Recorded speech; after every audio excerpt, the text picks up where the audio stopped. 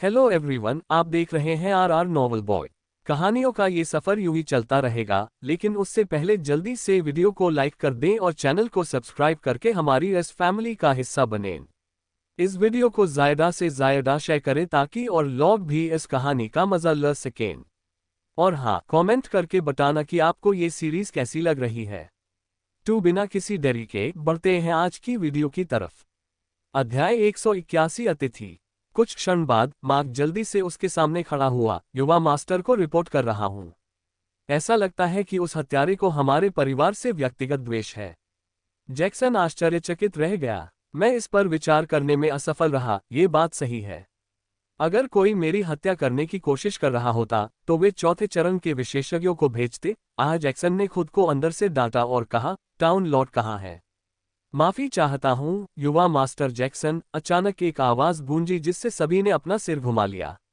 Guard एक एक करके घुटनों के बल बैठ गए, जबकि लोगों ने सम्मान दिखाने के लिए थोड़ा सिर झुकाया। सफेद लबादा पहने एक अधेड़ उम्र का आदमी चेहरे पर हल्की मुस्कान के साथ हवा में उड़ गया। जैक्सन ने जोर से चिल्लाया और अपने हाथों को पीठ के पीछे बांधकर ऊपर उड़ गया, जिससे एक राजसी एहसास हुआ जिसे देखकर दर्शक प्रशंसा से देखने लगे। इस एल्मर टाउन लॉर्ड फैंटन का क्या अर्थ है? चेहरे पर ठंडी मुस्कान लिए उसने सवाल किया। मतलब कोई नहीं, लेकिन अगर आप मेरी राय पूछें तो यह संभवतः आपके परिवार की अतीत की गलतियों से संबंधित है ना? फैंटन ने बोलते समय अपनी भौहें ऊपर उठाईं। शब्द निश्चित रूप से तेजी से यात्रा करता है।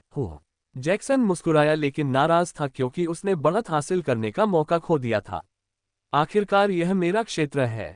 फैंटन ने थैली पेश करने से पहले तथ्यात्मक रूप से उत्तर दिया। उसने कहा, हत्यारे ने खुद को एक गार्ड के रूप में पेश किया और मेरे अधिकार क्षेत्र में झूठ बोला, इसलिए आप शायद इसे वैसे भी मेरी गलती में बदल देंगे। तो यहाँ कुछ मुआवजा है।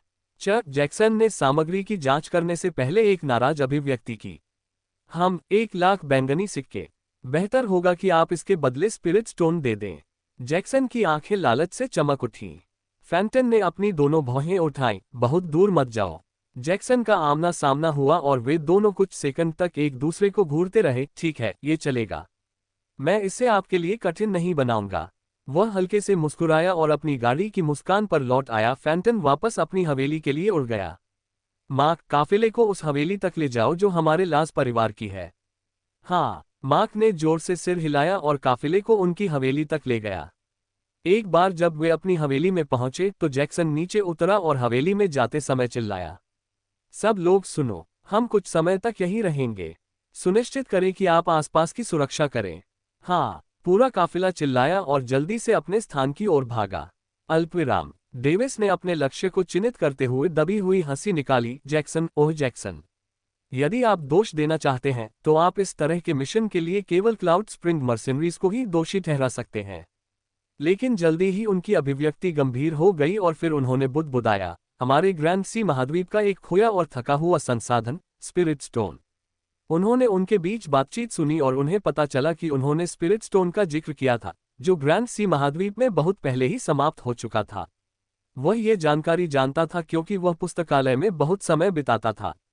ग्रैंड सी महाद्वीप में उस समय जब स्पिरिट पत्थर व्यापक रूप से उपलब्ध थे, इसे प्रत्येक पत्थर पर लगभग 1,00,000 बैंगनी सिक्कों में बेचा जा सकता था। बाद में जब स्पिरिट स्टोन के प्राकृतिक स्रोत को लूटने के बाद ये दुर्लभ हो गया, तो ऐसा हो गया कि अब कोई भी इनका व्यापार करने को तैयार नहीं था। फिर लंबे समय के बाद सभी आत्मा पत्थरों का उपयोग किया गया और भूला हुआ इतिहास बन गया। संभवतः यही कारण था कि ग्रैंड सी महाद्वीप में 5वें चरण के विशेषज्ञ केवल कुछ ही थे। मुझे आश्चर्य है कि क्या उस आदमी में आत्मा के पत्थर हैं। डेविस ने जोर से सोचा, फिर मुस्कुराया, ये बेहतर होगा अगर मैं इसे उससे चुरा सकूं। ठंडे स्वर में हंसते हुए वह गायब हो गया। अल्पविराम। इस बीच लास परिवार की हवेली में जैक्सन अधीर भाव के साथ इधर उधर घूम रहा था, साथ ही उसके चेहरे पर चिंता भी झलक रही थी। वह अचानक रुक गया और उसका चेहरा मुस्कुराहट से चमक उठा। वह जल्दी से बाहर भागा, लेकिन अपना कमरा छोड़ने से पहले ही रुक गया। मार्क, आने वाले मेहमानों को आमंत्रित करें।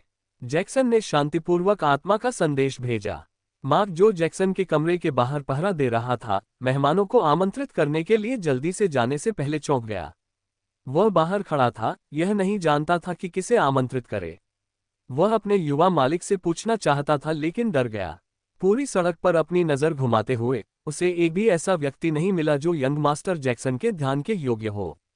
कुछ मिनट बाद जब वह घबराने लगा तो एक सुसज्जित गाड़ी उसके सामने आए और रुक गई। जैसे ही वह आगे आया और अपने हाथ जोड़े, तुरंत उसकी आंखें चमक उठी। युवा मास्टर आपकी उपस्थिति का इंतजार कर रहे हैं, सम्मानित अतिथि। गाड़ी का दरवाजा खुला और पारदर्शी रेशमी वस्त्र से ढका एक पीला पैर बाहर निकला। यह एक महिला थी। वह एक कदम आगे बढ़ी, शालीनता से मुड़ी और गाड़ी के सामने झुककर एक व्यक्ति की प्रतीक्षा करने लगी। मार्क ने पलकें झपकाईं और ध्यान से गाड़ी की ओर देखा। वह उस अतिथि के बारे में बहुत उत्सुक था जिसने युवा मालिक का ध्यान आकर्षित किया था। उसका ध्यान तब और भी अधिक बढ़ गया जब उसने नौकरानी का सुंदर व्यवहार देखा। बैंगनी रंग के आलीशान कपड़े पहने एक युवक बाहर निकला। उसकी अभिव्यक्ति बुद्धिमान और अहंकारी लग रही थी। उसके मुंह से एक आवाज निकली, जैक्सन कहाँ है?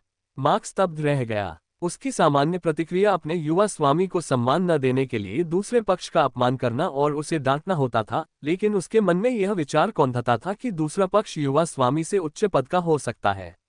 अपने विचारों से बाहर आते हुए उन्होंने उत्तर दिया, युवा मास्टर जैक्सन अंदर हैं। रास्ता दिखाओ। युवक ने शांति से उत्तर दिया, मार्क की ओर देखने की भी जहमत नहीं उठाई। मार्क मुड़ा और इशारा करते हुए आगे बढ़ा, कृपया।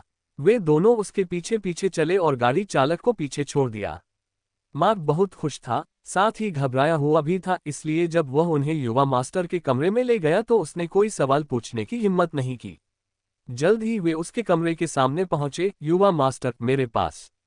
इससे पहले कि मार्क कुछ बता पाता, युवक बड़े कदमों से उसके पास से गुजरा और दरवाजा धक्का देकर खोल दिया, जिससे एक जोरदार धमाका गूंज उठा। मार्क ने अपनी आंखें चौड़ी कर ली, लेकिन उसके दिमाग में केवल एक निश्चित आत्मा संचरण प्रतिध्वनित हुआ, याद रखें, जब हम वापस लौटे तो आपको और सभी को ऐसा व्यवहार करना चाहिए जैसे कि वह अतिथि और मैं कभी मिले ही नहीं। मार्क को तुरंत लेकिन हल्की सी समझ आ गई कि यहाँ जो कुछ भी हो रहा है, उसे अंदर ही रहना चाहिए। वह खड़ा रहा और दरवाजे बंद होते ही दोनों लोगों को अंदर जाते देखा। उसने अपनी छुट्टी ले ली और व्यक्तिगत रूप से उन अन्य लोगों को सूचित करने गया जिन्होंने इसे गुप्त रखा था और युवा मास्टर के कमरे में नहीं गए थे। अध्याय 182 असमाधान। डेविस छत के ऊपर झुक गया। मेहमानों को देखकर उसकी आंखें भी जांच में चमक उठीं। जब युवक ने धूमधाम से दरवाजे खोले तो वह डार्क कंसीलिंग कफन कला की छिपी हुई अवस्था में रहते हुए आसानी से अंदर प्रवेश करने में कामयाब रहा। उन्होंने छिपने के लिए एक यादृच्छिक स्थान चुना और इन तथाकथित युवा गुरुओं की मुलाकात से कुछ अप्रत्याशित लाभ प्राप्त किए। उन्होंने सोचा कि यदि उन्हें कुछ लाभकारी जानकारी मिल जाए तो कोई भी कदम उठाने से पहले ये ठीक रहेगा। जैसा कि कहा गया है, उसकी आंखें चमकने का कारण ये था कि उसे पता चला कि नौकर की ताकत उस मालिक से बेहतर थी जिसकी उसने सेवा की थी। इससे उसे आश्चर्य हुआ कि नया युवा मालिक वास्तव में किस तरह के धनी परिवार से था, ये देखते हुए कि उसने कितने आभूषण और असाधारण कपड़े भव्य रूप से पहने थे। चुपचाप एक इमेजरी क्रिस्टल निकालकर उन्होंने बैकअप योजना के लिए यहाँ जो कुछ भी हुआ उसे रिकॉर्ड करने की तैयारी की। उसकी मुख्य योजना युवा मास्टर जैक्सन को बुरी तरह पीटने की थी, लेकिन उस व्यक्ति का उससे कोई झगड़ा नहीं था, जिसके कारण वह उसकी हड्डियां तोड़ने में अनिच्छुक था। उन्होंने इमेजरी क्रिस्टल में बहुत कम ऊर्जा इंजेक्ट की जिसका उनके नीचे के 3 लोगों को पता नहीं चला। उनकी डार्क कंसीलिंग श्राउड आर्ट की मदद से किसी भी ऊर्जा में उतार चढ़ाव को छुपाया गया, जिससे निम्न आत्मा साधना वाले लोग गड़बड़ी को समझने में असमर्थ हो गए। उनकी इस क्रिया ने इमेजरी क्रिस्टल को उस दिशा में जो कुछ भी हुआ उसे रिकॉर्ड करने के लिए प्रेरित किया। उसके चेहरे पर हल्की सी मुस्कान चमक उठी जब उसने सोचा, वही पुरानी तरकीबें लेकिन बेहद उपयोगी। क्या? अचानक डेविस ने अपनी आंखें सिकोड़ ली और अपने सामने के दृश्य को देखने लगा। अपने मालिक के पीछे खड़ी नौकरानी जल्दी से आगे भागी और जैक्सन को गले लगा लिया। इमरल, जैक्सन ने भी जवाब दिया और उसे गले लगा लिया, जिससे उसका चेहरा खुशी से चमक उठा। डेविस उसी समय भ्रमित हो गया। निलस ने मास्टर का अभिवादन किया। दूसरी तरफ का युवक आज्ञाकारी ढंग से घुटनों के बल बैठ गया। जैक्सन और इमरील ने उसकी ओर देखा। मुझे खेद है कि तुम्हें इस कचरे के साथ ऐसा व्यवहार करना पड़ा। ये ठीक है, जवाब देते समय इमरील ने अपना सिर हिलाया। उसकी आंखों में एक जटिल भाव उभर आया। क्या तुम मुझे दोष देते हो, इमरील? जैक्सन ने चिंतित होकर पूछा। इससे पहले उन्होंने बाहर जो घमंडी भाव प्रदर्शित किया था वह कहीं नजर नहीं आया। नहीं, वह इसका हकदार था। हमारे रिश्ते को छिपाने का एकमात्र तरीका या तो उसे मार डालना था या फिर उसे आत्मदास बना देना था। मैं आपको केवल इतना धन्यवाद दे सकता हूं कि आपने दूसरा विकल्प चुना, अन्यथा मेरे परिवार को पता चल जाता। मेरे पास कोई विकल्प नहीं था। आपका चचेरा भाई इतना लालची था कि उसने हमारे रिश्ते का इस्तेमाल करके मुझसे जबरन वसूली की। कैटरीन के साथ मामले के बाद यह और भी बदतर हो गया। इमरील चुप हो गया और जैक्सन के चेहरे पर एक अजीब भाव दिखाई दिया। उसके हाव भाव को देखकर इमरील असहाय होकर हंसा। क्या तुमने मेरे सामने उसका नाम लेने की हिम्मत की? जब उसने समझाने की कोशिश की तो उसके हाथ ने उसका मुंह बंद कर दिया। तुमने कहा था कि तुम मुझसे प्यार करते हो, फिर तुम उससे शादी करने की योजना बना रहे हो। कितना ईमानदार! उसके चेहरे पर व्यंग्यात्मक भाव उभर आया। उसके बाद उसकी अभिव्यक्ति गंभीर हो गई। आप जानते हैं कि मेरा बेरिलिन परिवार पीढ़ियों से ब्लैकवेल परिवार के साथ संघर्ष में है, और फिर भी आप उसके परिवार के साथ ससुराल जाने की योजना बना रहे हैं। आप ही हैं जो हमारे एक साथ रहने के सभी रास्ते बंद कर रहे हैं। तुम मुझे छोड़ने की योजना बना रहे हो। उसकी आंखों में शिकायत भर गई क्योंकि वह थोड़ी धुंधली हो गई थी, जिससे व्यक्ति को दोषी महसूस हो रहा था। जैक्सन ने अपनी बाहें उठाईं और उसकी कलाई पकड़ ली। उसने उसका हाथ अपने मुंह से हटाकर अपनी छाती पर रख लिया। इस बिंदु पर आपको तुरंत पता चल जाएगा कि मैं झूठ बोल रहा हूं। जैक्सन ने अपनी आंखें बंद की और खोला। क्या आप जानते हैं कि ब्लैकवेल परिवार इस शादी के लिए क्यों सहमत हुआ था? ऐसा इसलिए है क्योंकि मैंने उसके साथ पहले ही यह काम कर दिया है। इमरील ने सदमे में उसकी ओर देखा, लेकिन इससे पहले कि वह कुछ कह पाती, उसने आगे कहा, उसके परिवार ने मुझे या तो उससे शादी करने या नष्ट होने का विकल्प दिया था। मैं केवल बाद वाले को ही चुन सकता हूँ। शुरू में वे गुस्से में थे और मुझे मारना चाहते थे, जिसमें मेरा परिवार भी शामिल था, लेकिन मेरी क्षमता को देखते हुए उन्होंने अपना विचार बदल दिया। इसके अलावा ऐसा लग रहा था कि कैटरीन को मुझसे लगाव हो गया है, जो मेरे और उसके बीच हुए उस मामले के बाद मेरी उम्मीदों से परे था। इमरल ने नीचे देखा। उसका शरीर हल्का कांप रहा था। यह देखा जा सकता था कि इस खबर को समझना उसके लिए काफी कठिन था। जैक्सन चिंतित होकर उसके उत्तर की प्रतीक्षा करने लगा। उसके निर्णय को प्रभावित करने का साहस नहीं कर सका। वह चाहता था कि वह उसकी पत्नी बने, लेकिन उसे डर था कि वह उसे खो देगा। तुम बदमाश हो। सभी पुरुष ऐसे क्यों होते हैं? यहां तक कि मेरे पिता की भी मेरी मां के अलावा 5 पत्नियां हैं। इमरल ने उसकी ओर देखा और व्यथित स्वर में चिल्लाया। इमरल, मेरे पास कोई विकल्प नहीं था। आप कह सकते हैं कि हमारे पास कोई विकल्प नहीं था। कैटरीन और मैं अनजाने में छठे चरण के विशेषज्ञ वेरियल के मकबरे में एक दोहरे खेती कक्ष में प्रवेश कर गए। ये कैसे हुआ? इमरल ने अपनी भौहें सिकोड़ ली, आंशिक रूप से उसकी बातों पर विश्वास करते हुए। जैक्सन ने गहरी सांस ली और बताया, उजाड़ मैदानों के पश्चिमी क्षेत्र में मैं और विशेषज्ञों की एक विशाल पंक्ति खजाने, संसाधन, खेती की तकनीक और मैनुअल खोजने के लिए उस मकबरे में दाखिल हुई। सभी विशेषज्ञों ने या तो टीम बनाकर या अकेले ही अन्वेषण करने का निर्णय लिया। मैं अकेले ही कब्र की खोज कर रहा था, और थोड़ी देर बाद जब मैं एक कमरे में दाखिल हुआ तो ये घटना घटी। मूल रूप से वहां कोई हानिकारक जाल नहीं थे, लेकिन कैटरीन के अनजाने में कमरे में प्रवेश करने के बाद गेट बंद हो गए और किसी प्रकार की गैस कमरे में फैलने लगी। उनके हाव भाव में थोड़ा बदलाव आया और उन्होंने आगे कहा, अब ये स्पष्ट है कि यह एक शक्तिशाली कामोद्दीपक गैस थी। फिर भले ही हम दोनों अनिच्छुक थे, लेकिन अंततः हमें ये काम करने के लिए मजबूर होना पड़ा। इमरील ने उसकी आंखों को देखा और उसके दिल की धड़कन को महसूस किया। ऐसा लग रहा था कि उसमें कोई उतार चढ़ाव नहीं है। फिर उसने कुछ और सोचा, तो क्या तुम्हें ये तथाकथित कार्य अच्छा लगा? उसे अचानक लगा कि उसकी दिल की धड़कनें अस्त व्यस्त हो गई हैं। उसका चेहरा ठंडा पड़ गया जब उसने कहा, तुम झूठ बोल रहे हो। जैक्सन का चेहरा अजीब हो गया और उसने अपनी नजरें दूसरी ओर घुमा ली। वह क्या बता सकता था कि उसने उसके साथ 2 दिन और 2 रातें अत्यधिक आनंद से संभोग करने का आनंद लिया। मेरा विश्वास करो इमरील, ये पूरी तरह से आकस्मिक था। मेरा इरादा तुम्हें धोखा देने का नहीं था। इमरील ने हताशा में अपने होंठ काट लिए। जब उसने अपने प्रेमी की शादी के बारे में सुना तो उसे बेहद दुख हुआ, लेकिन जब उसने उसे संदेश भेजा कि उसने विश्वासघात नहीं किया है, तो वह इतनी खुश हुई कि वह उससे मिलने जाना चाहती थी। आज उसकी यात्रा का उद्देश्य ये भेद करने के अलावा और कुछ नहीं था कि उसने उसे धोखा दिया था या नहीं। लेकिन अब जवाब बहुत स्पष्ट था, उसने सचमुच उसे धोखा दिया था। ये सच है कि इमरील के साथ बहुत ही असहयोग किया गया था। अध्याय 183 बलपूर्वक होना। मुझे देखो। गहरी सांस लेने के बाद इमरील ने शांति से पूछा, मुझे बताओ, क्या तुम उसे पसंद करते हो? लेकिन फिर असहाय होकर कहा, क्या तुम उससे प्यार करते हो? जैक्सन ने जटिल निगाह से उसकी ओर देखा और कहा, हाँ। आराम करने से पहले इमरील की छोटी मुट्ठियां कस गईं। उसने अपने हाथ उसकी छाती से हटा लिए और दूर हो गई। उसकी आंखों से आंसू गिर गए लेकिन उसने कोई आवाज नहीं की। इमरील, जैक्सन ने पुकारा लेकिन उसे बीच में ही रोक दिया गया। ऐसा लगता है कि जब मैं पारिवारिक मिशन पर गया था तब तुम दोनों के बीच बहुत कुछ हुआ था। इमरील की आवाज दर्द से भरी थी। जैक्सन उसके पास आया और पीछे से उसे गले लगा लिया। तुम्हारे लिए मेरा प्यार उसके लिए मेरे प्यार से कहीं अधिक है। तो फिर अगर मैं तुमसे कहूं कि उसे छोड़ दो तो क्या तुम उसे छोड़ दोगे? उन्होंने मेरे परिवार को बंधक बना लिया है। अगर उन्होंने ऐसा नहीं किया तो क्या होगा? उद्धरण चिन्ह अल्पविराम उद्धरण चिन्ह। जब उसने देखा कि कोई उत्तर नहीं मिला तो उसके मुंह से एक खामोश हंसी निकली। उसने अपने कमर से उसके हाथ हटाए और दरवाजे के पास पहुंची। तभी अचानक वह रुक गई। जैक्सन ने उसकी बाहें पकड़ ली और उसे जाने नहीं दिया। छोड़ दो, इमरील ने धीरे से कहा।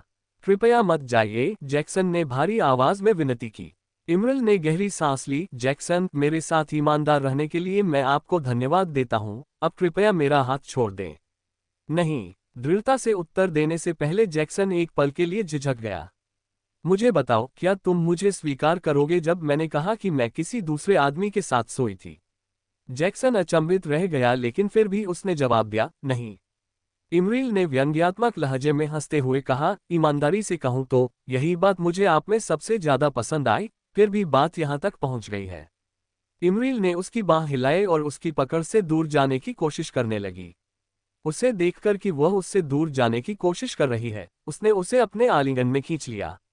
बदमाश, मुझे छोड़ दो। उसकी आंखों से आंसू निकल आए लेकिन वह जो संघर्ष प्रदर्शित कर रही थी उसका कोई प्रतिरोध नहीं था। भले ही मैं उससे प्यार करता हूं, फिर भी आप मुझसे यह उम्मीद नहीं कर सकते कि मैं आपको किसी दूसरे आदमी को सौंप दूं, है ना? तुम मेरे हो। जैक्सन ने उसके होठों को सील करते हुए उसे गले लगा लिया। इमरील ने अपनी आंखें बंद कर लीं और उसके गुलाबी होठों पर लगाए गए गहरे चुंबन से कमजोर और चटकरदार हो गया। उसका प्रतिरोध समाप्त हो गया और वह उसके आलिंगन में पिघल गई। वह जो आनंद अनुभव कर रही थी उससे उसकी पलकें फड़क उठी। यह मेरा पहला चुंबन है, जैक्सन ने उसके गुलाबी गालों पर भारी लाली देखकर आश्चर्य से कहा। हकीकत में उसने पहले ही कैटरीन को तबाह कर दिया था और उसके अस्तित्व के हर हिस्से का स्वाद चख लिया था, लेकिन कामोद्दीपक के एक दुष्प्रभाव के रूप में उसे अत्यधिक आनंद का अनुभव करने के अलावा केवल उसके अंदर प्रवेश करना ही याद था। इमरील अपनी कल्पना से बाहर आए और अपनी आंखें खोली। उसने उसे स्नेह और जटिल भावनाओं के मिश्रण के साथ देखा। मैं वास्तव में तुम्हारी औरत होने के लिए बदकिस्मत हूं। जैक्सन का चेहरा उसके बयान से चमक उठा। उसने उसे उठाया और बिस्तर तक ले गया। इमरील का पैर जेली में बदल गया। वह बस उसे गले लगा सकती थी और शर्मीलेपन से विरोध कर सकती थी। नहीं, ऐसा मत करो। उसके विरोध को नजरअंदाज करते हुए उसने उसे धीरे से बिस्तर पर लिटा दिया।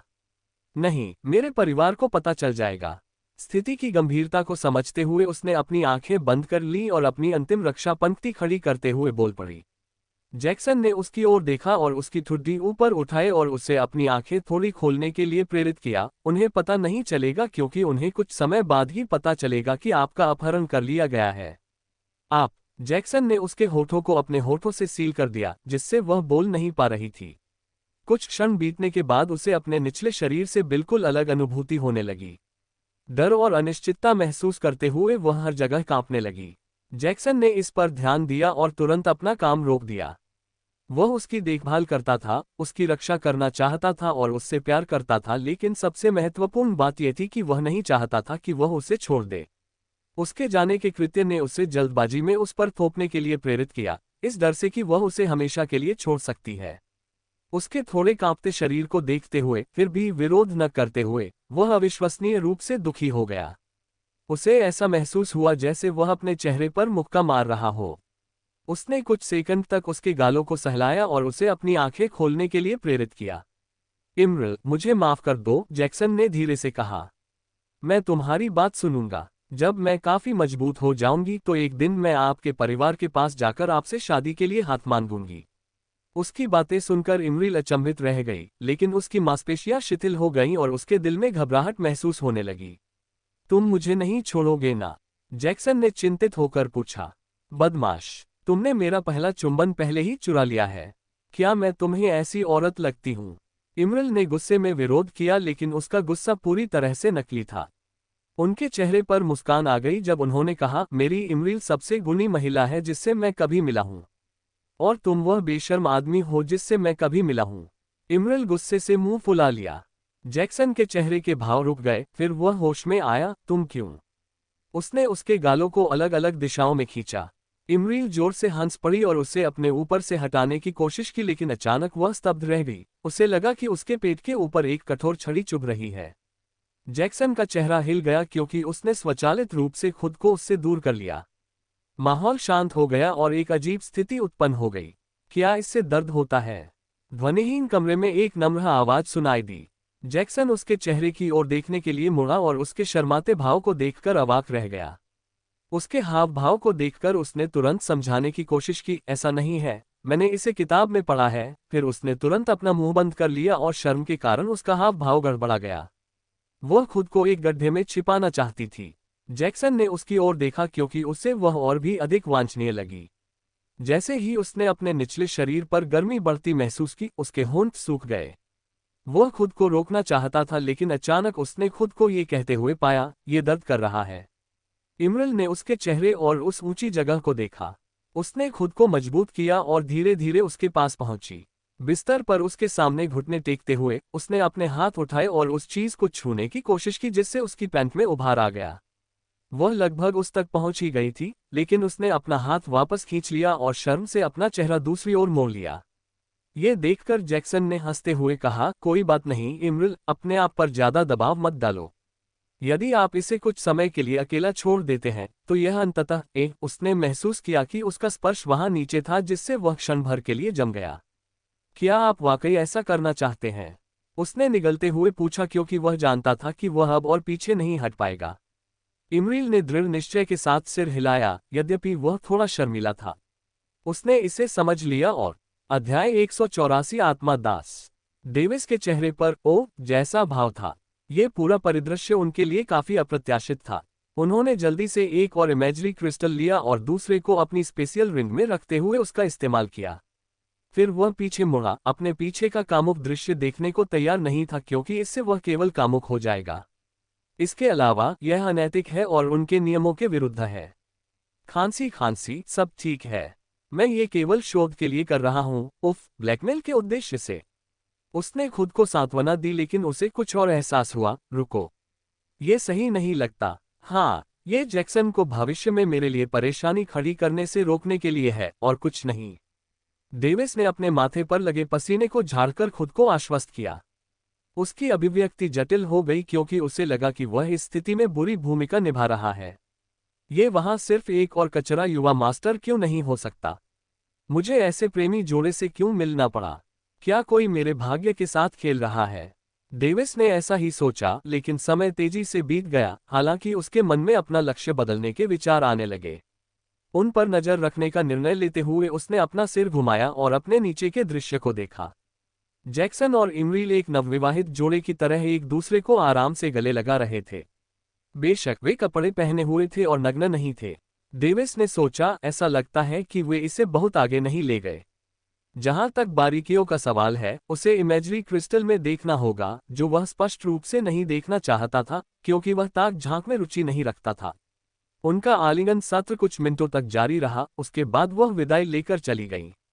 इस मौके का फायदा उठाते हुए डेविस भी कमरे से बाहर निकल गया और सराय में वापस चला गया। ये सब देखने के बाद अब उसका जैक्सन को धमकाने का मूड नहीं था। उन्होंने कहा कि वह अपने साधना आधार, मध्य स्तरीय शारीरिक परिवर्तन चरण, शीर्ष स्तरीय लौह चरण और शीर्ष स्तरीय शिशु आत्मा चरण का आकलन करने में सक्षम थे। जब उनकी तुलना गलियारे में मिले प्रतिभाशाली लोगों से की गई तो उन्होंने देखा कि जैक्सन में केवल आत्मा की साधना के मामले में ही कमी थी।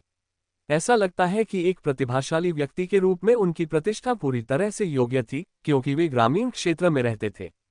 एक दिन बाद जैक्सन एल्मर टाउन छोड़कर उजाड़ मैदानों की ओर चल पड़ा। डेविस सड़क पर उसके पीछे पीछे चला। वह घोड़े पर सवार था और उसने एक साधारण लबादा पहना हुआ था जो काफी घिसा हुआ लग रहा था। चेहरे पर मुखौटा और काले रंग के बालों के साथ उन्होंने एक बिल्कुल अलग व्यक्ति का व्यक्तित्व धारण कर लिया। उसका परिवर्तन आवश्यक था, क्योंकि उसके मिशन का मानना था कि उसे एक दुष्ट साधक के रूप में कार्य करना चाहिए।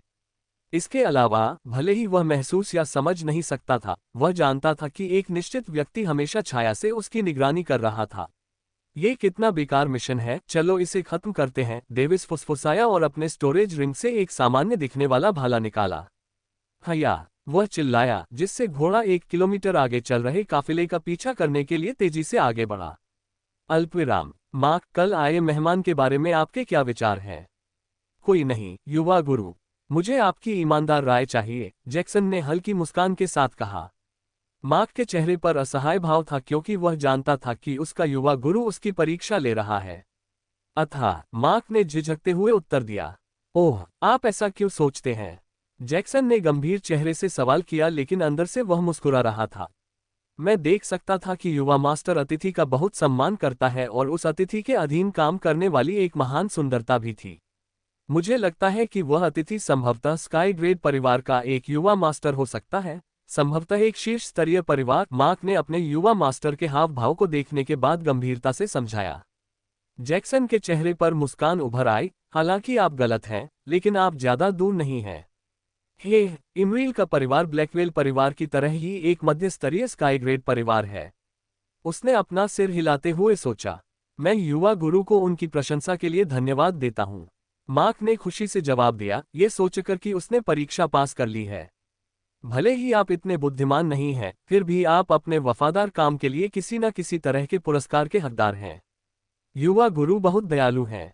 हालांकि उन्होंने ऐसा कहा, लेकिन उनके चेहरे पर एक बड़ी मुस्कान देखी जा सकती थी।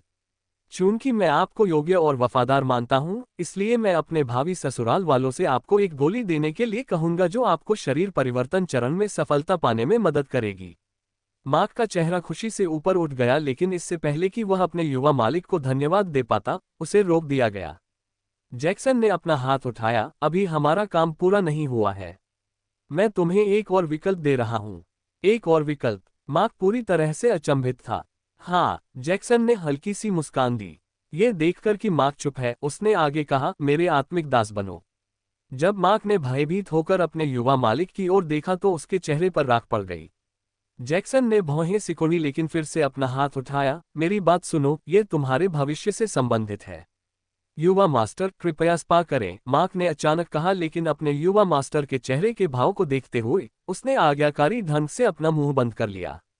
अच्छा, जैक्सन ने सिर हिलाया। सबसे पहले आपको अपनी इच्छा बरकरार रखनी होगी क्योंकि आपके जीवन पर केवल मेरा ही नियंत्रण होगा। दूसरा, शक्तिशाली बनने के लिए आप कई बार अपने जीवन से भी अधिक मूल्यवान संसाधन प्राप्त करते हैं। अंत में ये बंधन केवल लगभग 100 वर्षों तक ही चलेगा। मार्क की अभिव्यक्ति खुशी में बदल गई क्योंकि उसने संकोच भी नहीं किया। मैं युवा मास्टर के प्रस्ताव को स्वीकार करता हूँ। उसे इस बात का डर नहीं था कि वह महज एक आत्मदास बन जाएगा। उसे सबसे ज्यादा डर एक नासमझ कठपुतली में बदल जाने का था। वह मुख्यतः एक नौकर था। एक शताब्दी तक उसे आत्मादास के रूप में अपमानित करना निराशाजनक हो सकता था, लेकिन यदि वह अधिक शक्ति प्राप्त कर सकता था तो उसने सोचा कि यह इसके लायक हो सकता है। चूंकि उसके युवा स्वामी ने उसकी इच्छा को नियंत्रित न करने का वादा किया था, तब उसे आश्वासन दिया गया कि उसकी चेतना अभी भी उसके साथ रहेगी। एकमात्र चीज जो उसे सुनिश्चित करनी होगी वह है वफादारी बनाए रखना। यदि वह ऐसा कर सके तो वह अपने युवा गुरु के साथ आगे बढ़ सकेगा। पहले से ही 100 साल के मार्क के चेहरे पर मुस्कुराहट थी। वह बस यही सोच रहा था कि यह उसके लिए बहुत बड़ा अवसर है। अगर मैं इसे जाने दूं तो मैं सचमुच मूर्ख हो जाऊंगा, या ऐसा उसने सोचा। अध्याय 185 डकैती। जैक्सन श्रेष्ठता की हल्की सी भावना के साथ हल्के से मुस्कुराया। उसने अपने हाथ ऊपर उठाए और मार्क के माथे पर अपनी उंगली घुमाई। मार्क को अपने माथे पर एक झटका महसूस हुआ, जबकि उसे लगा कि कोई विदेशी चीज उसकी आत्मा पर आक्रमण कर रही है। उन्होंने इसे केवल हल्के ढंग से महसूस किया क्योंकि उनके पास केवल निम्न स्तरीय नवजात आत्मा चरण की खेती थी। उसे भारी पसीना आने लगा क्योंकि उसे लगा कि दबाव से उसकी आत्मा कांप रही है।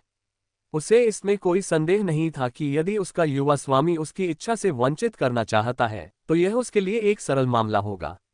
इसे स्वीकार करो, एक धीमी आवाज उसके अंदर गहराई से गूंज उठी, जो उसकी आत्मा से गूंज रही थी। मार्क ने पूरी एकाग्रता के साथ मुहर स्वीकार कर ली। उसे डर था कि उसकी आत्मा के साथ कुछ बुरा हो सकता है, संभवतः उसे चोट लग सकती है, क्योंकि वह जानता था कि आत्मा की मुहर को स्वीकार करते समय व्यक्ति को यथासंभव आज्ञाकारी और आज्ञाकारी होना चाहिए। क्योंकि यदि कोई इसे स्वीकार नहीं कर रहा है तो आत्मा की मुहर टूट जाएगी या बलपूर्वक गुलाम बना ली जाएगी और इस प्रक्रिया में आत्मा को चोट पहुंचेगी। बेशक ये केवल तभी मामला था जब आत्मा की मुहर का ढलाईकार आत्मा की खेती के मामले में उस व्यक्ति से अधिक मजबूत था जिस पर मुहर लगाई जा रही थी। तो फिर यदि विपरीत घटित हो तो क्या होगा? कास्ट की आत्मा घायल हो जाएगी। इसके अलावा हर आत्मा साधक ये जानता था और यह कोई रहस्य नहीं था। इसलिए मार्क ने एक कुत्ते की तरह व्यवहार करने की पूरी कोशिश की जो अपने मालिक के सामने था, और बिना किसी नाटकीय प्रभाव के उसने महसूस किया कि उसकी आत्मा एक पल के लिए विवश हो रही है, और फिर वह भावना गायब हो गई क्योंकि उसने गहरी सांसें लेना शुरू कर दिया जैसे कि उसने अपनी सारी सहन शक्ति का उपयोग कर लिया हो। जैक्सन ने भी अपनी भौहें सिकोड़ ली लेकिन उसके चेहरे पर अभी भी हल्की मुस्कान थी जैसे कि उसे उम्मीद हो कि यह सफल होगा। अच्छा, उसने कहा, लेकिन मार्क बेहोश हो गया जिससे वह अचंभित रह गया। फिर उसने अपना सिर हिलाया और व्यंग्यात्मक ढंग से मुस्कुराया, मुझे उसे जल्द ही अपनी आत्मा फोर्जिन खेती में सुधार करना चाहिए। हम जैक्सन सतर्क हो गया। सड़क पर गाड़ियों की पिटाई के साथ साथ गाड़ी के बाहर एक दर्दनाक चीख गूंज उठी। उसने जल्दी से अपनी सोल सेंस फैलाए और एक छोटे नकाबपोश आदमी को घोड़े पर सवार पाया। उसके हाथ में भाला था लेकिन नकाबपोश व्यक्ति के इस्तेमाल से वह जल्दी ही टूट गया और क्षतिग्रस्त हो गया। जैक्सन गंभीर और भ्रमित हो गया लेकिन वह निश्चित रूप से बता सकता था कि उसे इस अज्ञात विशेषज्ञ द्वारा निशाना बनाया जा रहा था।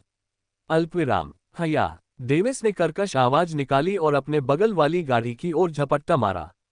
भाले के कुंद हिस्से से टकराने से गाड़ी उड़ गई। उसने अपने भाले की दयनीय स्थिति को देखा और अपना सिर हिलाया क्योंकि उसे निश्चित रूप से उम्मीद नहीं थी कि गाड़ियों का कवच इतना मजबूत होगा। उन्होंने इसे अपने भंडारण रिंग के अंदर रखा और दूसरा भाला ले लिया, सिवाय इसके कि यह पीक लेवल अर्थ ग्रेड भाला था जो उनके द्वारा पहले इस्तेमाल किए गए भाले से कई गुना अधिक मजबूत था। रुको! एक क्रोधित चीख गूंजी जो एक निराकार दबाव के साथ आई जो नवजात आत्मा चरण के कृषकों को अस्थायी रूप से अपना आधा कौशल खोने के लिए दबा सकती थी। डेविस मुस्कुराया, उसका दाहिना हाथ हिल गया और उसने दूसरी गाड़ी के पहिए काट दिए जिससे वह गिर गई। उसके हाथ में भाला फिर से नाचने लगा जिससे आने वाले गार्ड रेत की बोरियों की तरह हर जगह उड़ने लगे। तुरंत मुख्य गाड़ी से एक छाया उभरी और उसके सामने उतरी। आप कौन हैं? जैक्सन ने तलवार बुलाई और उसकी ओर इशारा किया। मैं तुम्हारा दादाजी हूं, तुम शतहट। क्या तुम नहीं देख सकते? ये डकैती है। अब जो कुछ तुम्हारे पास है उसे सौंप दो। डेविस के मुंह से एक पुरानी और जर्जर आवाज गूंजी। क्या आप जानते हैं कि मैं कौन हूं? क्रोधित होने से पहले जैक्सन स्तब्ध रह गया। पहले तो उसने सोचा कि दूसरा पक्ष हत्यारा है लेकिन अब वह डाकू लग रहा है। यहां तक कि डाकुओं में भी उसे धमकाने की हिम्मत थी। उसे लगा कि शर्म से उसका चेहरा जल रहा है। युवा मास्टर जैक्सन, है ना? आज्ञाकारी होकर अपना धन सौंप दो और चले जाओ, नहीं तो तुम एक निश्चित परिवार के क्रोध से बच नहीं पाओगे। एक निश्चित परिवार? जैक्सन भ्रमित हो गया और चिल्लाया, बुरे! क्या आप सही मानसिक स्थिति में हैं?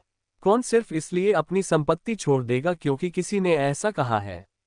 बूम! जैक्सन आगे बढ़ा और जिस स्थान पर वह खड़ा था वहां एक छोटा सा गड्ढा बना दिया, जबकि डेविस घोड़े से कूद गया और बहादुरी से घोड़े से नीचे उतर गया। डेविस ने अपना भाला नीचे घुमाया और जैक्सन ने टक्कर मारते हुए वार किया, जिससे एक जोरदार धमाका हुआ जिसकी गूंज 2 किलोमीटर तक सुनाई दी। दोनों एक दूसरे के सामने समान रूप से खड़े हो गए और एक दूसरे को घूरने लगे। जब जैक्सन मुखौटे को देख रहा था तो उसके मन में सैकड़ों विचार चल रहे थे। वह जानना चाहता था कि उस मुखौटे के पीछे उसके बराबर कौशल वाला कौन था। हा, युवा मास्टर जैक्सन शक्तिशाली है और यह एक नज़र में देखा जा सकता है, लेकिन इस बार मुझे डर है कि युवा मास्टर जैक्सन को आज्ञाकारी रूप से अपनी पूंछ को अपने पैरों के बीच रखकर अपने घर वापस भागना होगा। डेविस ने हल्के से उपहास किया। क्या आपको लगता है कि उतनी ही साधना रखते हुए आप मुझे हरा सकते हैं?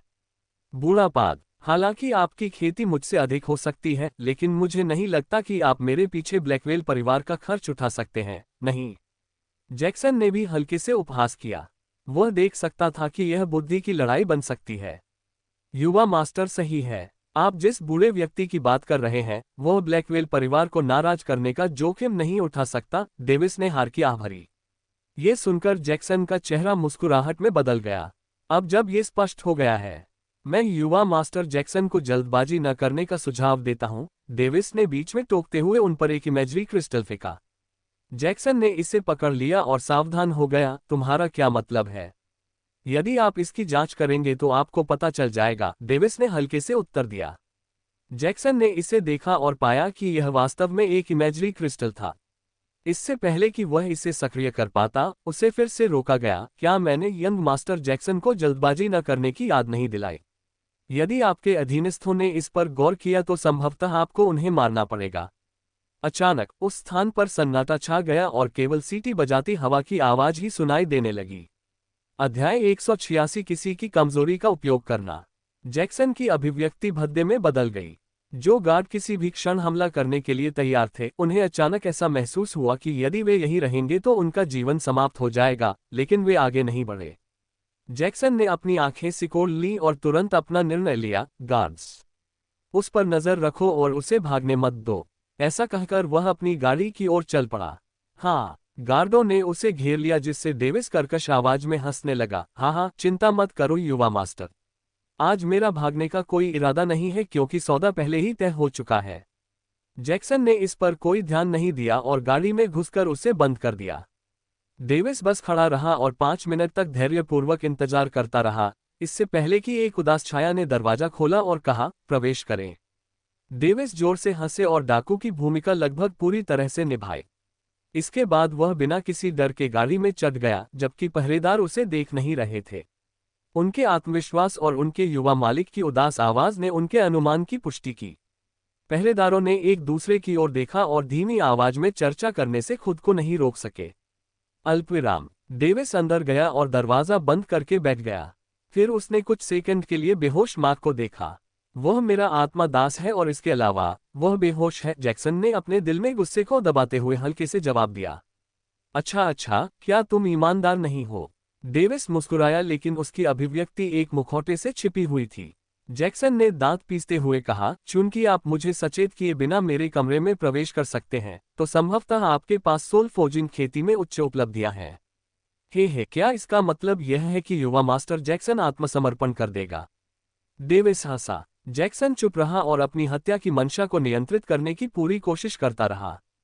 उसने अपना गुस्सा दबाया और पूछा, क्या बस इतना ही है? मुझे नहीं पता कि यंग मास्टर जैक्सन का क्या मतलब है, डेविस ने चिढ़ाते हुए कहा, लेकिन उसकी आवाज जैक्सन के कानों को कर्कश लग रही थी। मैं पूछ रहा हूं कि क्या आपने इस प्रक्षेपण के समाप्त होने के बाद भी इस घटना को रिकॉर्ड किया था? जैक्सन चिल्लाया। डेविस मुस्कुराया और जवाब दिया, हाँ। ये सिर्फ एक शब्द था, लेकिन ये जैक्सन के चेहरे को सफेद जैसा पीला बनाने के लिए पर्याप्त था। जैक्सन की अभिव्यक्ति रुक गई और इसने उसे बेरहमी से और अनजान बना दिया। जब वह अपनी कल्पना से बाहर आया तो उसके मन में कई विचार कौन थे। मुझसे गलती कहाँ हुई? ये बूढ़ा आदमी कौन है? वह क्या चाहता है? इमेजरी क्रिस्टल को वापस पाना सर्वोच्च प्राथमिकता है। उद्धरण, मैं इमरिल की प्रतिष्ठा को धूमिल नहीं होने दे सकता। उसे मार डालो। सुनिश्चित करें कि कुछ भी लीक न हो। कोई भी मजेदार कदम उठाएं और आप शायद केवल अपने परिवार को दोनों परिवारों द्वारा शिकार होते हुए देखेंगे। डेविस ने उपहास किया, लेकिन उसे इस तरीके से धमकी देने के लिए वह दुष्ट महसूस कर रहा था। उन्हें इस तरह का तरीका अपनाना बेईमानी और शर्मनाक लगा। यह विचार कि भविष्य में कोई उसके खिलाफ इस पद्धति का उपयोग कर सकता है, उसे अकेले ही भय और क्रोध की भावना दे रहा था। लेकिन उन्होंने कहा, उनके पास इस मिशन को इतनी दक्षता से पूरा करने का कोई तरीका नहीं था। जैसा कि कहावत है, यदि आप तलवार उठाते हैं तो आपको तलवार से मारे जाने के लिए तैयार रहना चाहिए। उसने बहुत से लोगों को मार डाला था और वह जानता था कि अब पीछे लौटने का कोई रास्ता नहीं है। यदि हाँ, तो इस बात पर विचार करने का क्या फायदा कि यह काला है या सफेद? वह केवल इतना जानता था कि अब वह जो कर रहा है वह ग्रे जोन में होना चाहिए, क्योंकि बातचीत गड़बड़ा जाने की स्थिति में वह इमेजरी क्रिस्टल का उपयोग नहीं करने वाला था। उन्होंने निर्णय लिया कि जब तक उनका या उनके किसी करीबी का जीवन पूरी तरह खतरे में न हो, वे ऐसे काम नहीं करेंगे जिनका अंत काले रंग में हो। जैक्सन ने अपनी मुठ्ठियां भींच लीं और जीवन में दूसरी बार असहाय महसूस किया। पहला तब था जब ब्लैकवेल परिवार ने उसके परिवार को बंधक बना लिया और उसे शादी करने के लिए मजबूर किया, और दूसरा वर्तमान था। यदि उसकी इच्छाशक्ति मजबूत नहीं होती तो यह आश्चर्य की बात नहीं होती कि वह पागल हो जाता या अंधकार में डूब जाता। 9वीं बार उसने गहरी सांस लेते हुए खुद को शांत किया और अंत में पूछा, तुम क्या चाहते हो? इस समय आपके पास जो धन है? डेविस ने अपना हाथ बढ़ाया। जैक्सन को इस समय बिल्कुल अनिच्छा महसूस हो रही थी, लेकिन फिर भी उसने अपना हृदय कठोर कर लिया और अपनी उंगली से स्थानिक वलय हटा लिया।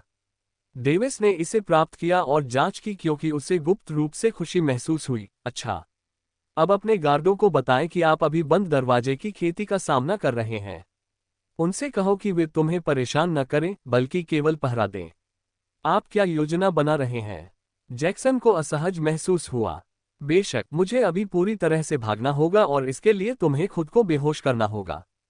पहले मुझे इमेजरी क्रिस्टल दे दो, जैक्सन बोला। जब तक तुम मुझसे बदला नहीं लेते, मैं ये जानकारी कभी लीक नहीं करूंगा। डेविस ने अपना सिर हिलाया।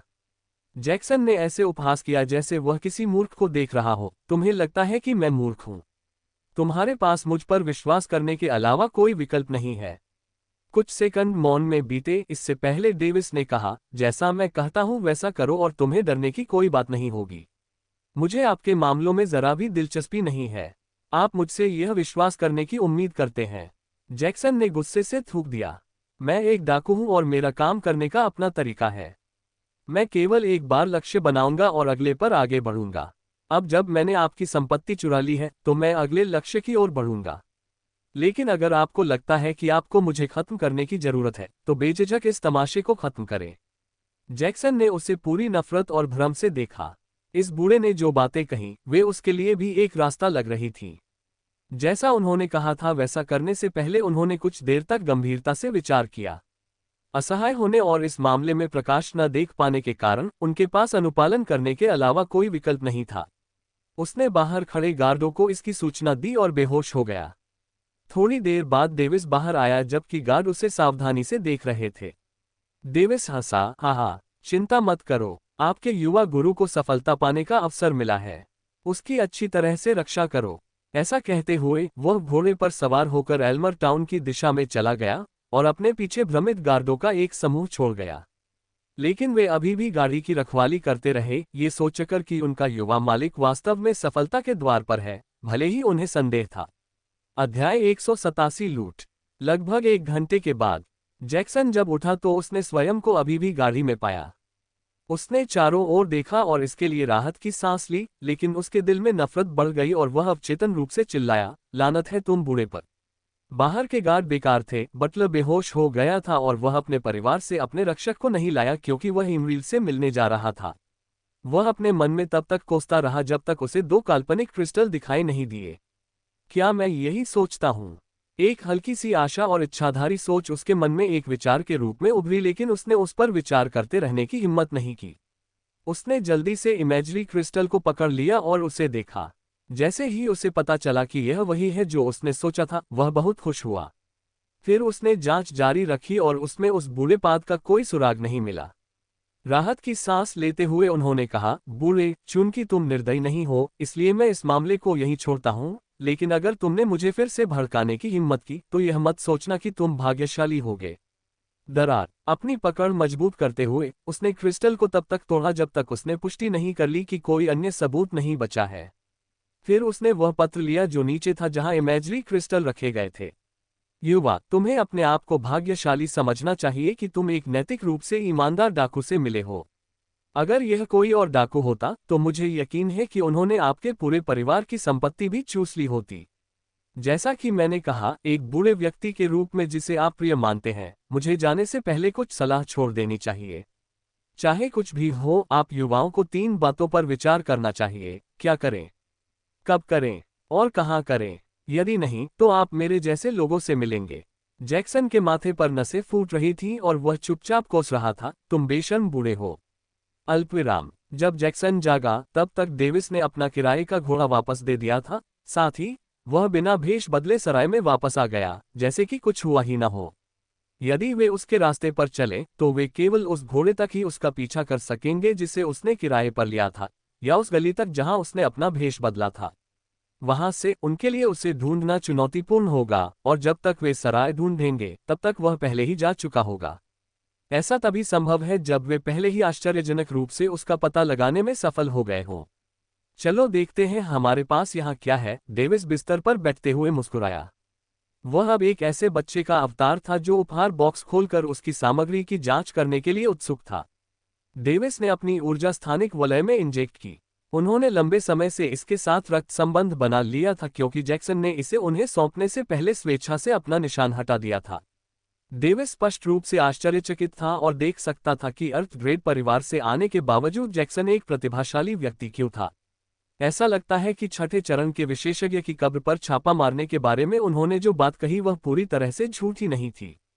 स्थानिक वलय में 800 घन मीटर का भंडारण स्थान था और इसमें बहुत सारा सामान था। डेविस इसके आंतरिक भंडारण पर विचार करके अनुमान लगा सकते थे कि यह एक उच्च स्तरीय स्काई ग्रेड स्थानिक रिंग थी। सामग्री को देखकर वह अमीर महसूस कर रहा था। अंतरिक्ष के एक ओर उसे अंगूठे के आकार के कुछ पारदर्शी रंगहीन पत्थर दिखाई दिए, स्पिरिट स्टोन्स। उन्होंने राशि पर आश्चर्य व्यक्त किया। अंतरिक्ष में इसकी लगभग 48 प्रतियां पड़ी हुई थीं। इतने सारे, और क्या? मुझे पहले भी एक उच्च श्रेणी की औषधीय सामग्री का एहसास हुआ था। वह वहां है। ये कौन सी जड़ी बूटी है? डेविस ने जेड बॉक्स में सफेद धब्बों वाली हरी जड़ी बूटी को देखते हुए विचार किया। इससे बहुत शुद्ध सुगंध निकली जिससे उसकी इंद्रियां तेज हो गईं। वह अपनी जानकारी से इस जड़ी बूटी का नाम नहीं ढूंढ सका। धीरे से आह भरते हुए उसने मन ही मन व्यंग्यात्मक ढंग से सोचा, लगता है मुझे फिर से किताबें पढ़कर अपना ज्ञान बढ़ाना होगा। इस तरह विभिन्न ग्रेड के अन्य तत्व भी थे जिन्हें वह पहचान नहीं सका। कुछ ऐसे भी थे जिन्हें वह पहचान सकता था, लेकिन वे सभी उच्च स्तरीय पृथ्वी ग्रेड या उससे कम के थे। वहां बहुत सारी सामग्रियां थीं जो हथियारों को परिष्कृत करने के लिए भी उपयोगी हो सकती थीं, लेकिन वह इसके बारे में निश्चित नहीं था क्योंकि वह कोई लोहार नहीं था। इसके बाद उन्होंने एक दिशा स्कैन की और एक मेज ढूंढी जिस पर किताबें रखी हुई थीं। उन्होंने अपनी समझ चारों ओर फैलाई और किताबों के शीर्षक पढ़े। कीमिया टियर 1, कीमिया टियर 2, कीमिया टियर 3 बेसिक, कीमिया टियर 3 एडवांस्ड, कीमिया टियर 4 बेसिक। लोहार टियर 1, लोहार टियर 2, लोहार टियर 3 बेसिक, लोहार टियर 3 उन्नत, लोहार टियर 4 बेसिक, लोहार टियर 4 उन्नत, लोहार टियर 5 बेसिक। ओह, क्या जैक्सन का लक्ष्य एक ही समय में कीमियागर और लोहार बनना था? वास्तव में सराहनीय, डेविस ने सहजता से टिप्पणी की और पढ़ना जारी रखा। ओह, हमारे पास यहाँ खेती मैनुअल है। तूफान भेदी तलवार मैनुअल, मध्य स्तर आकाश ग्रेड, ऊर्जा संघनन खेती manual. Hot mountain manual, high level sky grade, body tempering cultivation manual. Eclipse soul moulding manual, peak level sky grade, soul forging cultivation manual. ये तीनों उच्चतम श्रेणी की खेती संबंधी मैनुअल थी जो उन्हें मिल सकी। हॉट माउंटेन मैनुअल उनके टायरेंट बॉडी सीक्रेट से अधिक शक्तिशाली था, लेकिन अभी उनकी साधना तकनीक को बदलना उचित नहीं था। स्टॉर्म पियर्सिंग स्वॉर्ड एक पवन बिजली ऊर्जा संवर्धन मैनुअल की तरह लग रहा था, लेकिन जब उन्होंने इसे सरसरी तौर पर देखा तो पाया कि यह केवल एक पवन ऊर्जा संवर्धन मैनुअल था। अंत में eclipse soul moulding art. Davis ने इसे बाहर निकाला और अपना माथा दबाते हुए इसे पढ़ा। आखिर यह क्या है? डेविस इसका कोई मतलब नहीं समझ सका। सोल फोर्जिंग कल्टीवेशन के बावजूद आत्मा के बारे में उनकी समझ उथली थी। जब तक कोई उसे यह बात नहीं समझाएगा, उसे इसे समझने में काफी समय लगेगा। उन्होंने कहा वह कम से कम इससे कुछ जानकारी इकट्ठा करने में सक्षम थे। जैसे उसे इसे विकसित करने के लिए एक eclipse soul bug sky grade का एक जादुई जानवर प्राप्त करने की आवश्यकता थी। बेकार। उनका मूड खराब हो गया, लेकिन उन्होंने अन्य खेती संबंधी मैनुअल देखना जारी रखा। वे सभी अच्छे थे लेकिन उसकी नजर में नहीं आए। अचानक वह रुका और एक किताब निकाली जो संदिग्ध शिलालेखों और चित्रों से भरी हुई थी। अध्याय 188 लंबे समय के बाद सार संग्रह की खेती। ये peak level earth grade energy condensation cultivation manual से ज्यादा कुछ नहीं था। कुछ महीनों या वर्षों में यह उसके लिए अप्रचलित हो जाएगा, लेकिन वह इसकी उपस्थिति में खुद को रोक नहीं पाएगा। एक दोहरी खेती मैनुअल। डेविस ने मैनुअल का नाम पढ़ते हुए बुदबुदाया।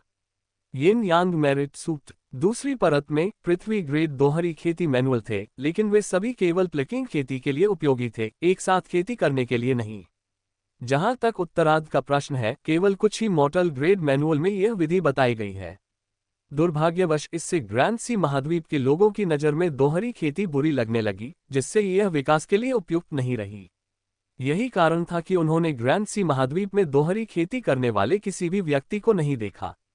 काश दोहरी खेती का रास्ता सही दिशा में आगे बढ़ता। डेविस ने आह भरी क्योंकि दोहरी खेती की तकनीकें दुर्लभ थीं और उन्हें नीची नज़र से देखा जाता था। उन्हें ये काफी अफसोसजनक लगा कि वे सही दिशा में आगे नहीं बढ़े। उन्होंने कहा उनकी आंखें तेज नहीं बल्कि धीरे धीरे चल रही थीं, जो छायादार लेकिन अश्लील कला के विवरण का अध्ययन कर रही थीं। समय बीत गया। कुछ मिनट बाद उसने ऊपर देखा और ताली बजाते हुए अपना सिर हिलाया। अद्भुत।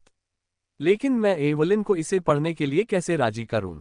वह अचानक बोल पड़ा, लेकिन कल्पना कर सकता था कि उसके चेहरे पर शर्मा रही होगी। वह उसे अंदर रखते हुए हंसने लगा। ठीक है, समय आने पर हम इस बारे में देखेंगे, अभी। उसकी इंद्रियां दूसरी मेज पर चली गईं जहां खेती की तकनीकें थीं।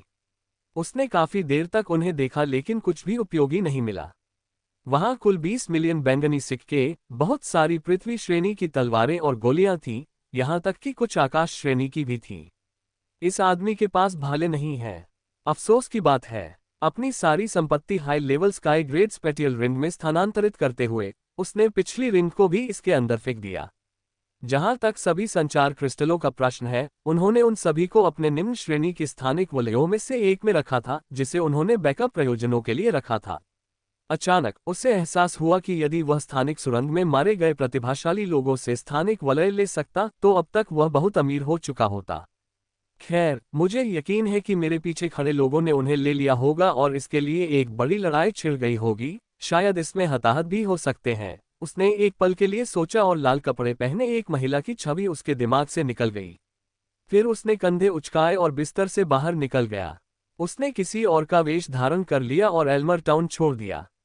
अल्पविराम। आधे दिन बाद वह क्लाउड स्प्रिंग भाड़े के सैनिकों के मुख्यालय पहुंचे। वह तुरंत मिशन हॉल गए और बताया कि उन्होंने मिशन पूरा कर लिया है। उसे आश्चर्य हुआ जब महिला ने अपना सिर हिलाया और एक बैज सौंपा जो उसकी वर्दी पर लगे प्रतीक जैसा लग रहा था। आपको कैसे पता चला कि मैंने मिशन पूरा कर लिया है? क्या तुम्हें डर नहीं है कि मैं झूठ बोल रहा हूं? डेविस ने अपनी छाती पर बैज लगाते हुए पूछा। रिसेप्शनिस्ट महिला ने धीरे से हंसते हुए रहस्यमय तरीके से कहा, हमारे पास अपने साधन हैं। मैं समझ गया, कैप्टन गाइरस ने तुम्हें बताया होगा, डेविस ने मुस्कुराते हुए कहा। तुमने ये कैसे किया? महिला की आंखें चौड़ी हो गईं और मुंह बंद करने से पहले वह लगभग बोल पड़ी। हालांकि अब यह बेकार था क्योंकि बिल्ली बैग से बाहर आ चुकी थी। फिर उसने सिर हिलाते हुए मुस्कुराते हुए कहा, इस महिला को गपशप करने की आदत रही होगी। अचानक उसके पीछे से एक आवाज आई, युवक, तुमने मुझे कैसे ढूंढ लिया? डेविस ने मुड़कर उसकी ओर देखा और फिर मुस्कुराया, मैंने नहीं। गाइरस की आंखें असमंजस में पड़ गईं, तो फिर कैसे?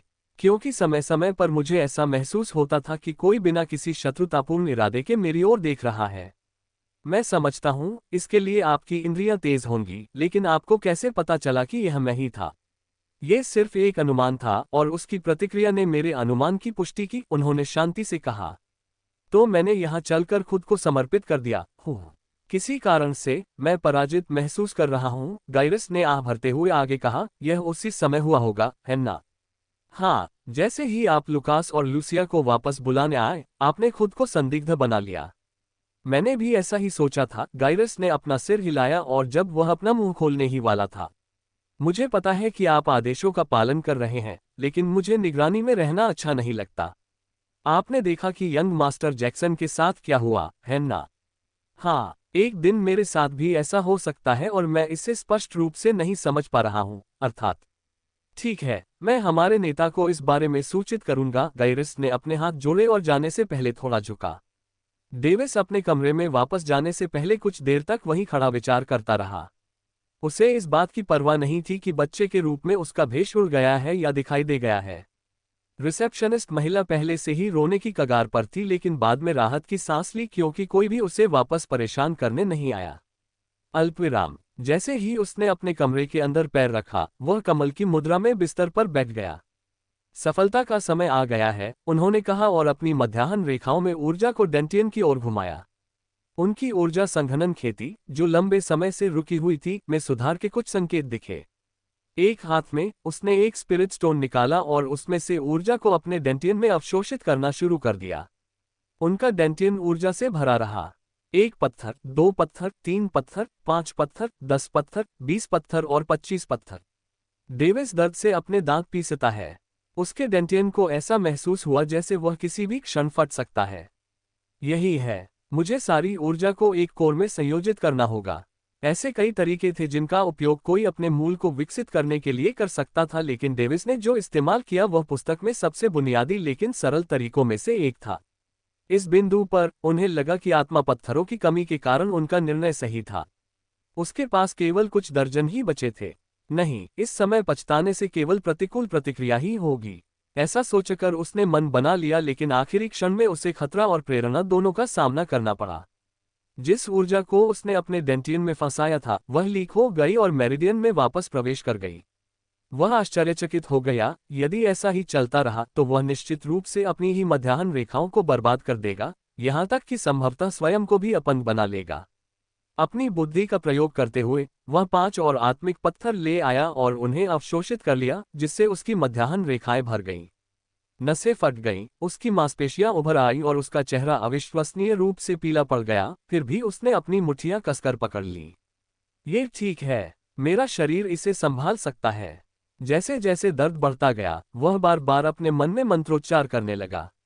अध्याय 189 परिक्रामी कोर चरण में प्रवेश।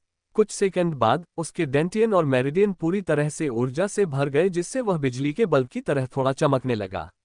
अब जब वह एक्सटिंक्शन लाइटनिंग जजमेंट की तीसरी परत चला रहा था तो उसके मुंह से एक धीमी चीख निकली। तुरंत ही उसके डेंटियन में व्याप्त ऊर्जा घूमने लगी और केंद्र में घूमते हुए एक बिंदु पर एकत्रित होने लगी। उसने जो भी ऊर्जा एकत्र की वह घूमते हुए कोर की ओर प्रवाहित हुई, जो आकार लेना शुरू कर रहा था। इसका आकार कबूतर के अंडे के किनारे से बढ़कर फुटबॉल के आकार का हो गया। समय बीतता गया और वह पीड़ा में अपने दांत भींचता रहा। हालांकि केवल उसकी मध्याह्न रेखाओं की ऊर्जा ही अवशोषित होने के लिए बची थी। 1 मिनट बाद उसकी मध्याह्न रेखाओं की ऊर्जा अंदर चली गई, जिससे एक घूमता हुआ कोर रह गया जो बास्केटबॉल के आकार का 3 गुना था। उसका डेंटियन स्वयं विस्फोट के कगार पर था, लेकिन वह अचानक चिल्लाया, संपीड़ित करो। जब घूमते हुए कोर को बास्केटबॉल के आकार में संकुचित किया गया तो उसके शरीर में एक बड़ी दबी हुई आवाज गूंज उठी। संपीड़ित करें। बूम। उनकी मांसपेशियां और नसें जो सामान्य आकार में लौट आईं, एक बार फिर बढ़ गईं। क्योंकि वह इसे और अधिक दबाने में असफल रहा, इसलिए दबाने के लिए उसने जो भी शक्ति प्रयोग की उससे उसके शरीर पर प्रतिकूल प्रभाव पड़ा तथा उसके अंगों और मांस सहित शरीर को चोट पहुंची। उसके मुंह से प्रचुर मात्रा में खून रिसने लगा, यहाँ तक कि उसकी नाक और कान से भी खून बह रहा था, जबकि उसकी आंखें खून से लथपथ थीं। संपीड़ित करें। तारांकन बज्ज। तारांकन। जैसा कि एक बार फिर कहा गया, उसकी आंखों से बिजली गिर गई। तारांकन बज्ज। तारांकन। उनके डेंटियन में घूमने वाला कोर तेजी से कम होने लगा। हाँ, यह संपीड़ित करने के बजाय कम कर रहा था, क्योंकि वह घूमते हुए कोर को परिष्कृत करने के लिए अपने डेंटियन में विलुप्त होने वाली बिजली का उपयोग कर रहा था। इस समय उन्हें चोटों और परिणामों की कोई परवाह नहीं थी। पूरी ताकत लगाकर किसी भी आवश्यक साधन का उपयोग करते हुए उन्होंने घूमते हुए कोर को कबूतर के अंडे के आकार का बनाया, अन्यथा उनकी सफलता असफल हो सकती थी। समय बीतता गया और वह अपने घूमते हुए कोर को परिष्कृत करते हुए दांत पीसता रहा। आत्महत्या के बारे में बात करें। यद्यपि ऐसा लग रहा था कि वह पागल है, फिर भी वह शोधन में अविश्वसनीय रूप से सावधान था। उन्होंने केवल बाहरी कोर को परिष्कृत किया, अंदर गहराई तक परिष्कृत करने का साहस नहीं किया। नीचे बहते पसीने के मोती थोड़े खून से सने हुए देखे जा सकते थे। ये कष्टदायी प्रक्रिया घंटों तक चलती रही, इससे पहले कि वह अंततः कोर को एक शुद्ध घूमने वाले कोर में परिष्कृत करने में सफल रहे, जो काली बिजली से चमकता था। इसका आकार कबूतर के अंडे जैसा हो गया। ये लगभग काले रंग का लग रहा था और यदि इसका वजन किया जाए तो ऐसा लगेगा कि इसका द्रव्यमान ब्लैक होल के समान लाखों किलोग्राम होगा। यद्यपि यह वास्तव में ब्लैक होल नहीं था, फिर भी ऊर्जा का ऐसा द्रव्यमान उनके डेंटियन में घूमता था। प्रक्रिया समाप्त होने के बाद उन्होंने स्वयं को अत्यधिक थका हुआ और उत्साहित पाया तथा ऊर्जा से चमक रहे थे, मानो वह दोनों सिरों से रस्सी पर बंधा हो। अपने क्षत विक्षत शरीर और थकी हुई आत्मा के साथ वह बेहोश हो गया, जबकि उसने ऐसा होने दिया। अल्पविराम। 1 दिन बाद वह तरोताजा महसूस करते हुए उठा, क्योंकि थकावट दूर हो गई और केवल सफलता की भावना रह गई।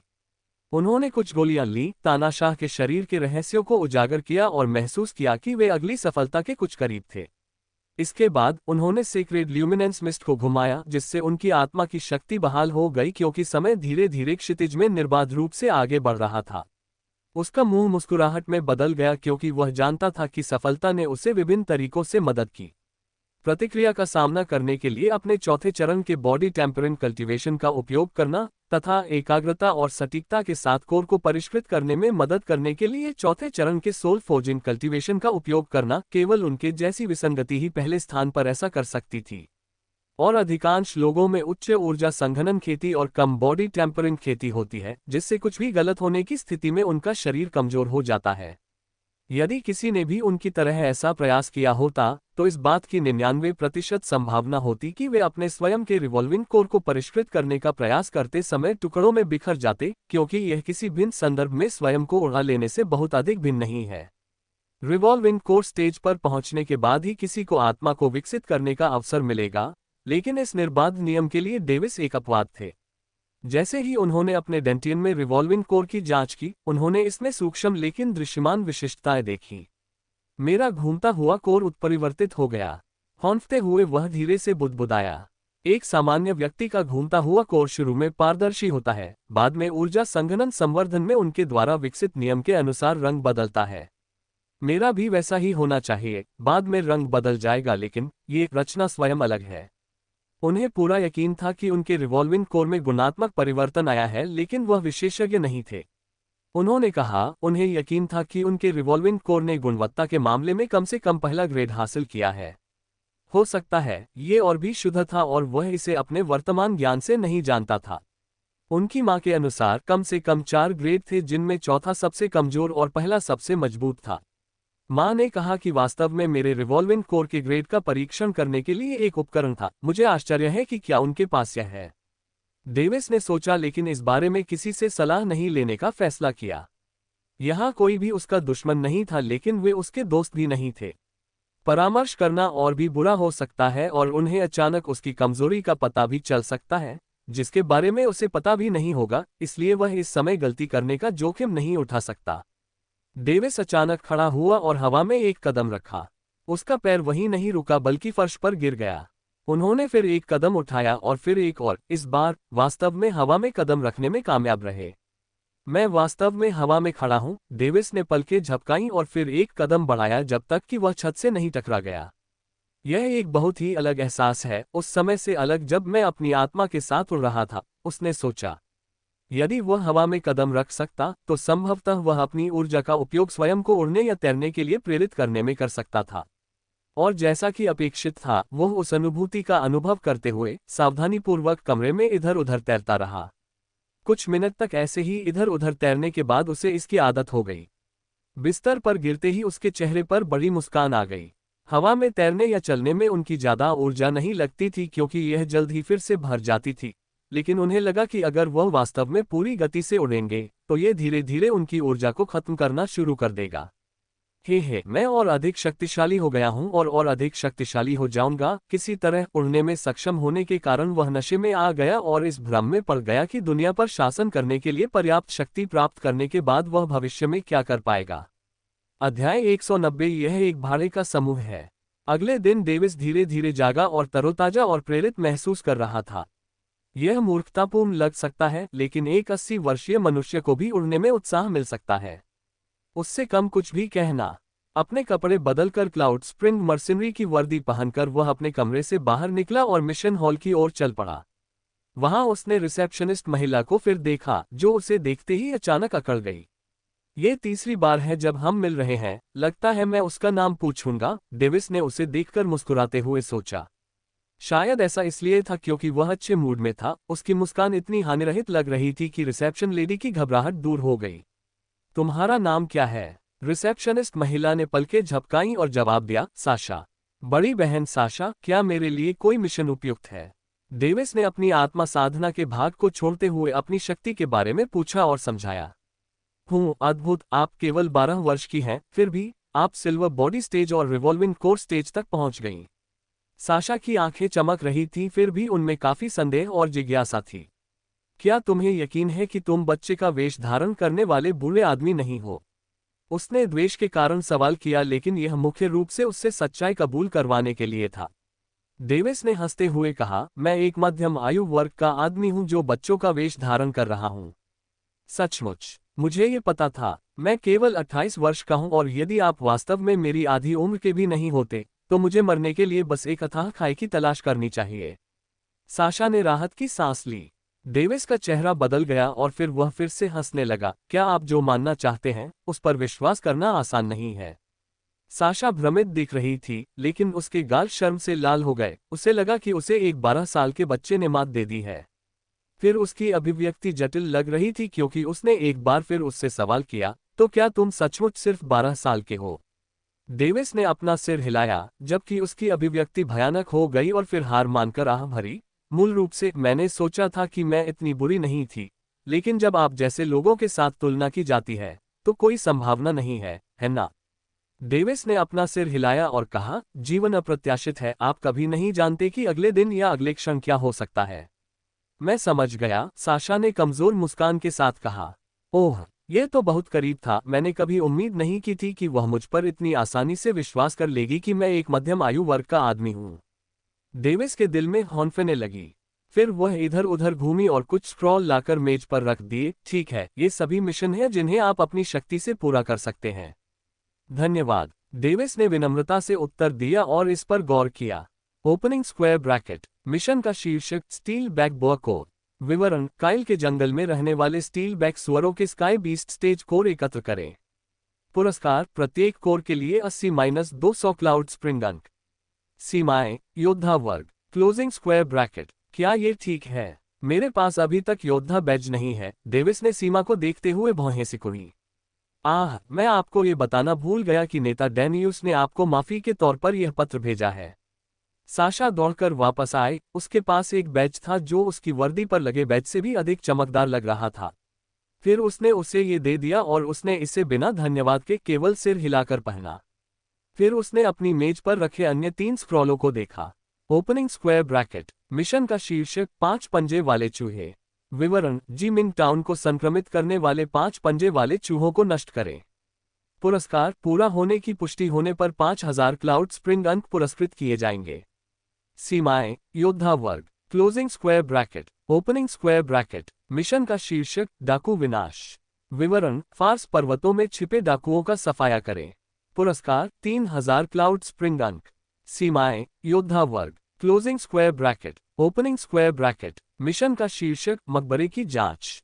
विवरण, वेस्ट एंड वैली में स्थित क्वैद के मकबरे की कुछ दिनों तक जांच करें और रिपोर्ट करें। पुरस्कार, भाड़े के सैनिक के निष्कर्षों के आधार पर 1500 जोड़ क्लाउड स्प्रिंग अंक दिए जाएंगे। सीमाएं, योद्धा वर्ग। Closing square bracket. क्या मैं उन सबको स्वीकार कर सकता हूं?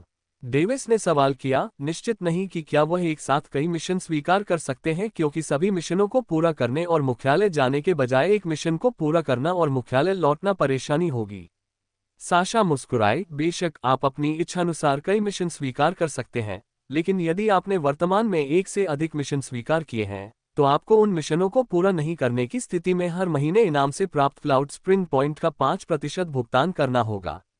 हम, ऐसा क्यों है? डेविस की अभिव्यक्ति भ्रमित हो गई, इसलिए उसने पूछा। यह संभवतः लोगों को मिशन जमा करने से रोकने के लिए है। साशा ने अपनी ठोड़ी पर उंगली रखते हुए जवाब दिया। ओह, केवल सीमित संख्या में लोग ही उस एकल मिशन को स्वीकार कर सकते हैं। हाँ, आपने जो मिशन स्वीकार किया है उसके लिए केवल कुछ ही स्क्रॉल मौजूद हैं। इसलिए यदि कोई इस मिशन को पूरा करना चाहता है तो उसे या तो आपकी टीम में शामिल होना होगा या उन अन्य लोगों की तलाश करनी होगी जिन्होंने इस मिशन को स्वीकार कर लिया है और उन्हें अपनी टीम में शामिल होने के लिए राजी करना होगा। अचानक उसने अपनी आंखें चौड़ी कर लीं। हाँ, मैं फिर से लगभग भूल ही गई थी। आपके द्वारा भर्ती का मिशन पूरा करने के बाद लुकास और लूसिया आपके साथ एक टीम बनाना चाहते थे। डेविस ने सिर हिलाया, क्या ऐसा है? खैर, उनसे कहो कि मैं कल सुबह निकल जाऊंगा और अगर वे इसके लिए तैयार हों तो उत्तरी गेट पर मुझसे मिलेंगे। समझ गया, मैं उन्हें सूचित करूंगा। साशा ने मुस्कुराते हुए सिर हिलाया। डेविस ने सिर हिलाया और चला गया। जब वह बाहर निकलने के आधे रास्ते पर था तो वह रुका और वापस मुड़ा। क्या आप जानते हैं कि मुझे स्पिरिट स्टोन कैसे मिल सकते हैं? वे खजाने में बेचे जा रहे हैं। प्रत्येक को 100 क्लाउड स्प्रिंग अंक। महंगा, डेविस ने सोचा, फिर पूछा, क्या होगा अगर मैं उन्हें राजकोष को बेच दूं? आमतौर पर एक खरीद मूल्य का 80% होता है, इसलिए प्रत्येक पर 80 क्लाउड स्प्रिंग अंक होने चाहिए। पवित्र शटर, यह एक धोखा है। योगदान अंक मेरी गांड, यह तो सरासर डकैती है। खैर, यह कोई संप्रदाय नहीं बल्कि एक भाड़े का समूह है। साशा ने उसके चेहरे पर व्यंग्यात्मक ढंग से मुस्कुराते हुए कहा, क्योंकि वह पूरी तरह से जानती थी कि उसके मन में क्या चल रहा है। लेकिन वे किसी ऐसी वस्तु के लिए 2 या शायद उससे भी अधिक कीमत की पेशकश करेंगे जो राजकोष में सूचीबद्ध नहीं है। ओह, डेविस ने अपना सिर हिलाया, उसे धन्यवाद दिया और चला गया। अध्याय 191 समान मिथक के निशान। मिशन हॉल के बाहर चलते हुए उन्होंने कई भव्य इमारतें देखी और दूरी पर एक संरचना के ऊपर एक बोर्ड देखा जिस पर लिखा था क्लाउड स्प्रिंग ट्रेजरी। उसने अपना नया बैज निकाला और उसमें आत्मा की शक्ति भेजी। उसके दिमाग में जानकारी प्रवाहित हुई। ओपनिंग स्क्वायर ब्रैकेट, स्थिति योद्धा, cloud spring point 0, closing square bracket. यह उन जेड स्लिप्स के समान लगता है जो मैंने उपन्यासों में पढ़ी थी। इसे संरचनाओं के संयोजन से बनाया जाना चाहिए, यद्यपि ये थोड़ा जटिल है। उसने सोचा, क्या मैं इसके साथ छेड़छाड़ कर सकता हूं? नहीं, यह शायद टूट जाएगा। डेविस ने अपना सिर हिलाया। उन्होंने बाद में राजकोष का दौरा करने का निर्णय लिया क्योंकि अब जाना बेकार होगा। अब मेरे कमरे में जाना बोरिंग होगा। चलो मुख्यालय को थोड़ा देखते हैं। ऐसा निर्णय लेते हुए वह इधर उधर घूमने लगा। धीमी गति से घूमते हुए उसने अपने पास से गुजर रहे लोगों को एक अजीब सी रोशनी में अपनी ओर देखते हुए देखा। उन्होंने पहले सुना था कि क्लाउड स्प्रिंग मर्सिनरीज में लगभग 400,000 मर्सिनरीज की आबादी है। मुख्यालय में केवल लगभग 30,000 लोग थे, जबकि पूरे त्रिपक्षीय गठबंधन क्षेत्र में फैली शाखाओं में शेष सदस्य रहते थे। वैसे भी उनमें से सभी ने पहले उसके बारे में नहीं सुना था। यो बच्चे, क्या तुम खो गए हो? डेविस को अचानक अपने पीछे एक आवाज सुनाई दी। एक मध्यम आयु वर्ग का व्यक्ति, जिसकी दाढ़ी थी और वर्दी में दुबला दिख रहा था, पूछते समय मुस्कुराया। मार्गदर्शक? नहीं, डेविस ने सोचा और जवाब दिया, नहीं, मैं तो बस घूम रहा हूं। ऐसा कहते हुए वह बिना दोबारा देखे चला गया। अरे रुको, अगर तुम बस घूम रहे हो तो मैं तुम्हारे साथ चलूंगा, अधेड़ उम्र का आदमी चिल्लाया। हम, श्रीमान, आप क्या कर रहे हैं? डेविस ने आंखें घुमाई और सवाल किया। उसे पता नहीं था कि इस आदमी ने उसे क्यों पुकारा। हाँ, क्या तुम आसानी से परेशान नहीं हो जाते? अधेड़ उम्र के आदमी ने बाईं और दाईं ओर देखा और फिर उसके कानों में फुसफुसाने के लिए उसकी ओर बढ़ा। मैंने अभी अभी अपना मिशन पूरा किया है और कुछ समय पहले आपको मिस साशा के साथ अच्छे शब्दों में बातचीत करते हुए देखा था। मुझे आश्चर्य है कि क्या आप इस बड़े भाई को आज रात नैश रेस्तरां में आमंत्रित करने में मदद कर सकते हैं? डेविस ने पलकें झपकाईं। दूसरे शब्दों में, क्या आप चाहते हैं कि मैं उसे आपके साथ जोड़ दूं? ओह, आप निश्चित रूप से ऐसा करते हैं क्या? नहीं, अधेड़ उम्र के व्यक्ति ने सिर हिलाया, लेकिन फिर जल्दी से अपना सिर हिलाया क्योंकि उसे इस लड़के के शब्दों पर विश्वास नहीं हो रहा था जिसके बारे में वह एक बच्चे के रूप में सोचता था। लड़के के शांत भाव को देखकर उसका मुंह खुला का खुला रह गया। ऐसा लग रहा था कि यह लड़का वयस्कों के समाज से अच्छी तरह वाकिफ था। हाँ, छोटे लड़के, इसे गुप्त रखो। आज रात मैं उसके प्रति अपने प्यार को स्वीकार करूंगा और उसका स्नेह अर्जित करूंगा। डेविस घूरता रहा। अधेड़ उम्र के व्यक्ति ने लड़के को संदिग्ध दृष्टि से देखते हुए देखकर विनती की, मैं उसे कभी नुकसान नहीं पहुंचाऊंगा, मैं वादा करता हूं। डेविस ने अपनी भौहें ऊपर उठाईं। आप इन्हें ले सकते हैं। अपनी लाल आंखों से ऐसा कहते हुए अधेड़ उम्र के आदमी ने 10 स्पिरिट स्टोन सौंपे। डेविस की आंखें चमक उठी जब उसने उन्हें पकड़ लिया और अपनी स्थानिक रिंग में रख लिया। ठीक है, मुझे क्या करना चाहिए? हे, आप मुझे बड़ा भाई हॉस कह सकते हैं। हॉस ने अपना हाथ रगड़ा क्योंकि उसे लगा कि उसकी योजना सफल हो गई है और फिर उसने बताया कि साशा को आमंत्रित करने के लिए उसे क्या करना होगा। ठीक है, आपको बस इतना ही करना है और वे 10 आत्मा पत्थर आपके हैं। चिंता मत करो, यहाँ मुख्यालय में कोई भी लड़ने की हिम्मत नहीं करता है और अधिकांश उपद्रवी एक मिशन पर हैं, इसलिए यह मेरा एकमात्र मौका है। हॉस ने गर्व से मुस्कुराते हुए दावा किया। हम उपद्रवी? हॉस ने पलकें झपकाईं। ओह, तुम्हें नहीं पता? हे, तो फिर ऐसा दिखावा करो कि मैंने यह नहीं कहा। मैं इस सौदे को अस्वीकार करने की सोच रहा हूं। डेविस ने बिना किसी रुचि के अपना हाथ हिलाया। वाह, ठीक है, इनके बारे में न जानने के लिए आप मुख्यालय में नए होंगे, है ना? डेविस ने सिर हिलाया। ये उपद्रवी वास्तव में हमारे नेता का सम्मान नहीं करते हैं और जहां भी उन्हें मौका मिलेगा वे जानबूझकर कुछ परेशानी पैदा करेंगे। हॉस ने आह भरते हुए कहा, देखिए, मिस साशा अपने आप में प्रतिभाशाली हैं और उन्हें प्रतिभाशाली माना जा सकता है। कई लोग उससे शादी करना चाहेंगे, जिनमें उपद्रवी भी शामिल हैं। अगर उन्हें पता चल गया कि मैंने उसे खुलेआम आमंत्रित किया है तो उन्हें मुझसे परेशानी हो सकती है। ये शब्द कहते हुए उसे एहसास हुआ कि इसमें कुछ गड़बड़ है। गलत मत समझो, मैं उनसे नहीं डरता। बात सिर्फ इतनी है कि मुख्यालय में परेशानी पैदा करने का मेरा कोई इरादा नहीं है और इसके अलावा वे केवल लोगों को भड़काने के लिए ही घूमते रहते हैं क्योंकि उन्हें जवान का समर्थन प्राप्त है। हॉस ने जल्दी से हाथ मिलाया। वैसे भी तुम आज उनसे नहीं मिलोगे, मैं ये तुम पर छोड़ता हूं। अपने लुप्त होते सिलहूट को देखते हुए डेविस ने आह भरी और स्थानिक वलय की ओर देखा। पुरुष धन अर्जित करने और खोने की प्रक्रिया में अपना सब कुछ जोखिम में डाल देते हैं, यहाँ तक कि संभवतः एक महिला से प्रेम संबंध बनाने की प्रक्रिया में अपनी जान भी जोखिम में डाल देते हैं। हम कितने कामुक प्राणी हैं। एक बार फिर आह भरते हुए वह मिशन हॉल में वापस आया और साशा को नैश रेस्तरां में आमंत्रित किया और कहा कि कोई उसे आमंत्रित करना चाहता है। आश्चर्य की बात यह है कि उसने बिना ज्यादा सवाल पूछे इसे स्वीकार कर लिया। डेविस का दिमाग एक पल के लिए काम करना बंद कर दिया। क्या वह भोली है, या फिर उसे यकीन है कि इस जगह पर उसे कुछ नहीं होगा?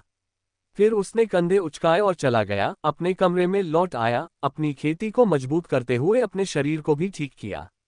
उनकी सफलता के कारण हुई अधिकांश चोटों से अब तक पूरी तरह से निपटा जा चुका था। केवल कुछ सीक्वेल बचे थे जिन्हें तब तक हटाना असंभव था जब तक कि उनके पास कुछ स्वर्गीय खजाने न हो।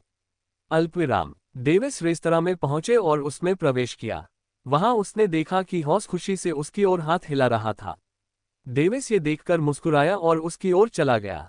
हॉस ने अपने कपड़े बदलकर औपचारिक कपड़े पहन लिए थे। ये कुछ हद तक मध्ययुगीन पश्चिमी कपड़ों जैसा था जिसका उपयोग भोजों और पार्टियों के लिए किया जाता था, लेकिन ये काफी भव्य था। इस बीच डेविस ने वही वर्दी पहनी, लेकिन इसके बारे में ज्यादा नहीं सोचा। हाँ, यहाँ आओ लड़के, बैठ जाओ, हॉस आत्मसंतुष्ट होकर हंसा। इसके बाद डेविस एक गोल मेज पर बैठे जो 3 व्यक्तियों के लिए थी, क्योंकि वहां 3 कुर्सियां थीं। मैं आपका नाम पूछना भूल गया। मैं कितना असभ्य हूँ। तियान लांग, उसने मजाक में कहा। तियान लांग है ना? अज्ञात वर्षों से स्काईवर्ड सम्राट ने अपनी शक्तियों से दुनिया को नहीं बदला है। इसके माध्यम से इसने हमें उस भाषा का ज्ञान प्रदान किया जिसका हम अब उपयोग करते हैं, तथा एक दूसरे के साथ बातचीत करते समय कई दीवारों को प्रभावी ढंग से हटा दिया। स्काईवर्ड सम्राट, क्या ये दूसरी परत की किंवदंती से संबंधित है? ईमानदारी से कहूं तो इससे मानव जाति को बहुत मदद मिली और 38 क्षेत्रों पर शासन करने में हमारी महत्वपूर्ण भूमिका रही, जिससे हम एक शक्तिशाली देश बन गए। डेविस ने जानकारी ली, लेकिन ऐसा व्यवहार किया मानो वह भ्रमित हो। आप किस बारे में बात कर रहे हैं? इसके अलावा मैं तियान लोंग नहीं हूं, मैं डेविस हूं। हॉस अवाक रह गया। हाँ, इस मजाक को अचानक सामने लाने के लिए मुझे खेद है। अब मुझे विश्वास है कि आप मुख्य पात्र को यहां आमंत्रित करने में सक्षम थे। हॉस ने इस विषय को टाल दिया और जानबूझकर उसे आंख मारी। अध्याय 192 अस्वीकृति। डेविस उसकी सीधी सादी बात सुनकर अचंभित रह गया। क्या तुम्हें अंदर से शर्म नहीं आती? अपना काम पूरा करने के लिए किसी बच्चे का उपयोग करना। आप जानते हैं, मैं इसमें कुछ नहीं कर सका। मैं पहले ही देख चुका हूं। अचानक वह रुका और प्रवेश द्वार की ओर देखा। डेविस ने अपना सिर घुमाया और उस खूबसूरत आकृति की ओर देखा जो किसी को खोज रही थी। डेविस मुस्कुराया और उसे फोन करने ही वाला था कि अचानक उसे सोल ट्रांसमिशन मिल गया। उसे 5वें वीआईपी कमरे में आमंत्रित करें। वह पलटा और देखा कि हॉस चुपके से चला जा रहा है। डेविस को हंसने की इच्छा हुई, लेकिन उसने उसे रोक लिया और साशा की ओर हाथ हिलाया। डेविस को देखकर साशा की आंखें चमक उठीं। उसने लाल स्कर्ट के साथ लिपटा हुआ काला कोर्सेट पहना था। उसके स्तन आंशिक रूप से दिखाई दे रहे थे और उसके बाल पोनीटेल में बंधे हुए थे। ये स्पष्ट था कि उसने इस अवसर के लिए कपड़े पहने थे, और कम से कम इतना तो कहा ही जा सकता है कि वह मंत्रमुग्ध लग रही थी। जैसे ही वह उसके करीब आए, डेविस खड़ा हो गया और अपनी आंखों से उसे देखने लगा, तथा उसकी सुंदरता की प्रशंसा में अपना सिर हिलाया। जिसने आपको आमंत्रित किया है वह 5वें वीआईपी कमरे में इंतजार कर रहा है। डेविस सीधे मामले पर चले गए। ओह, साशा ने पलकें झपकाईं, जैसे कि वह उसके मुंह से कुछ और ही उम्मीद कर रही थी, क्योंकि उसने देखा कि वह उसे आंक रहा था। तो फिर मैं विदा लेता हूं। उसकी निगाहों को देखकर उसे अजीब लगा। अगर वह उसकी तारीफ करता तो ऐसा लगता कि वह उस पर प्रहार कर रहा है, इसलिए उसने कुछ और कहा और चला गया। रुको, आप ही हैं जिन्होंने मुझे इस रात्रिभोज में आमंत्रित किया है, इसलिए आप जिम्मेदारी लें और जो कोई भी मुझसे मिलना चाहता है उसके पास मेरे साथ चले। साशा ने असहाय होकर कहा। उसने इसे इतनी आसानी से स्वीकार कर लिया, इसका कारण डेविस नामक एक बच्चा था। उसे लगा कि वह किसी भी तरह से उसे नुकसान नहीं पहुंचाएगा, और इसके अलावा ये मुख्यालय था। डेविस ने एक पल सोचा, फिर सिर हिलाया। वह अनिच्छुक महसूस कर रहा था, क्योंकि अब उसे मैचमेकर जैसा महसूस हो रहा था।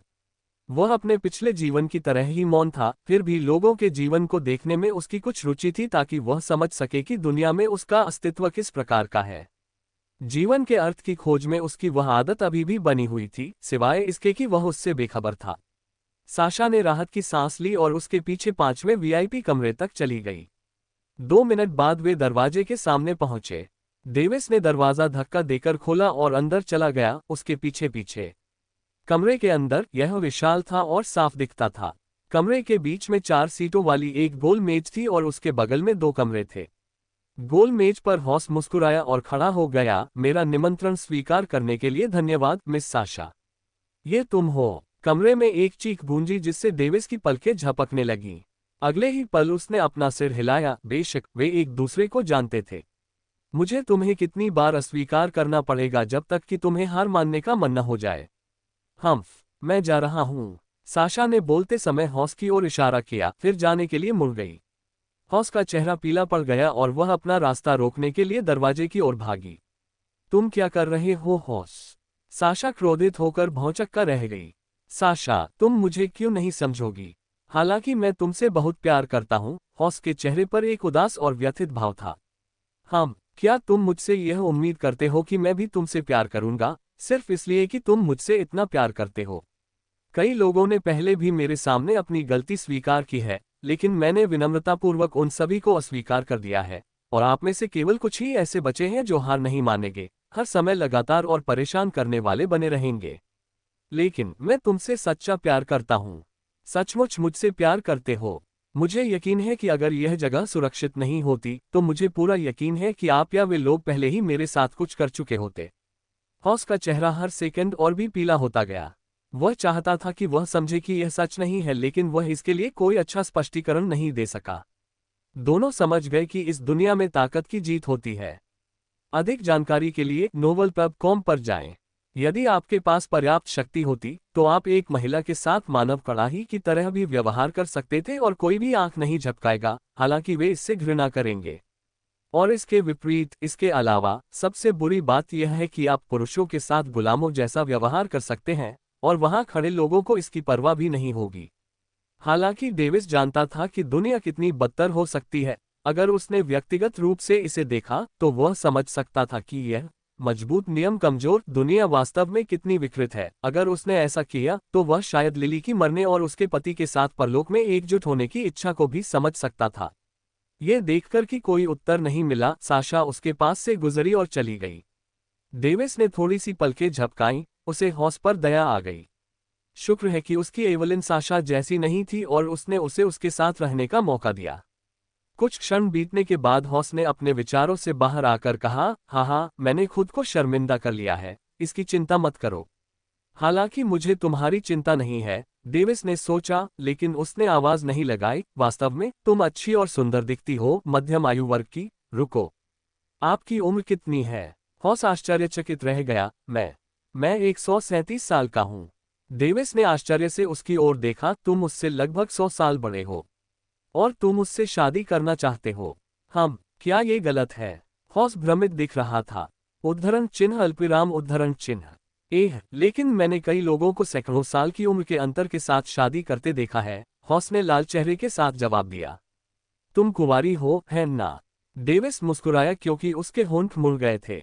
हॉस ने अपना मुंह बंद कर लिया और कुछ नहीं कहा, लेकिन उसका चेहरा चमकीला लाल हो गया था, संभवतः शर्मिंदगी के कारण। अंततः वह इसे रोक नहीं सका और गुर्राया, जब तक अपने जीवन में सही व्यक्ति नहीं मिल जाता और शादी नहीं कर लेता तब तक कुंवारी रहने में क्या बुराई है? तुम तो केवल बच्चे हो।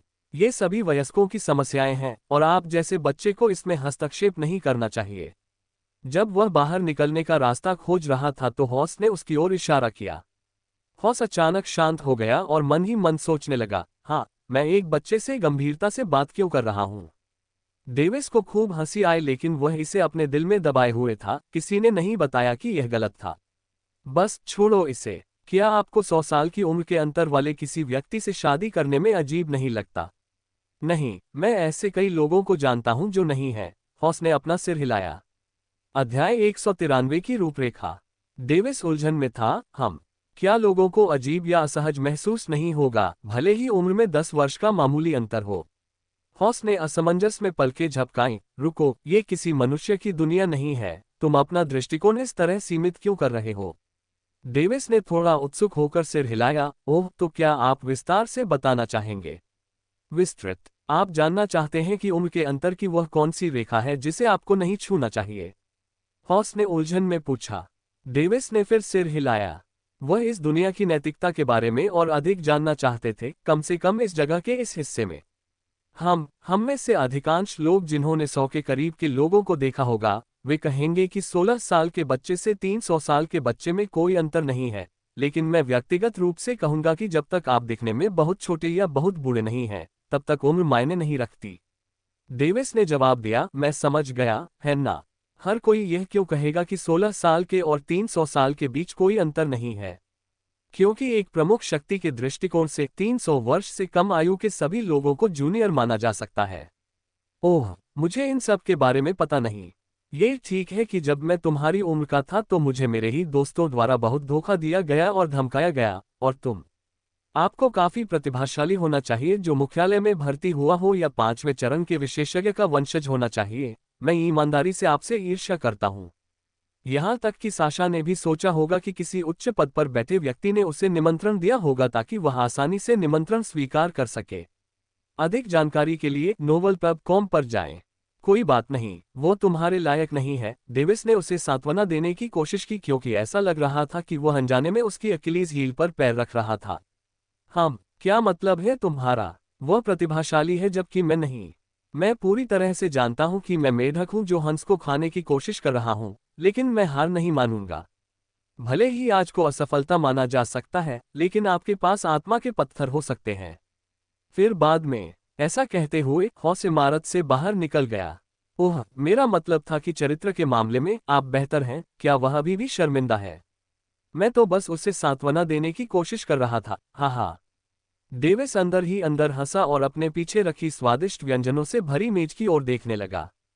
बैठते ही उसने अपने होंठ चाटे। अल्पविराम। रात को डेविस के कमरे में। यह एक अच्छा रात्रिभोज था।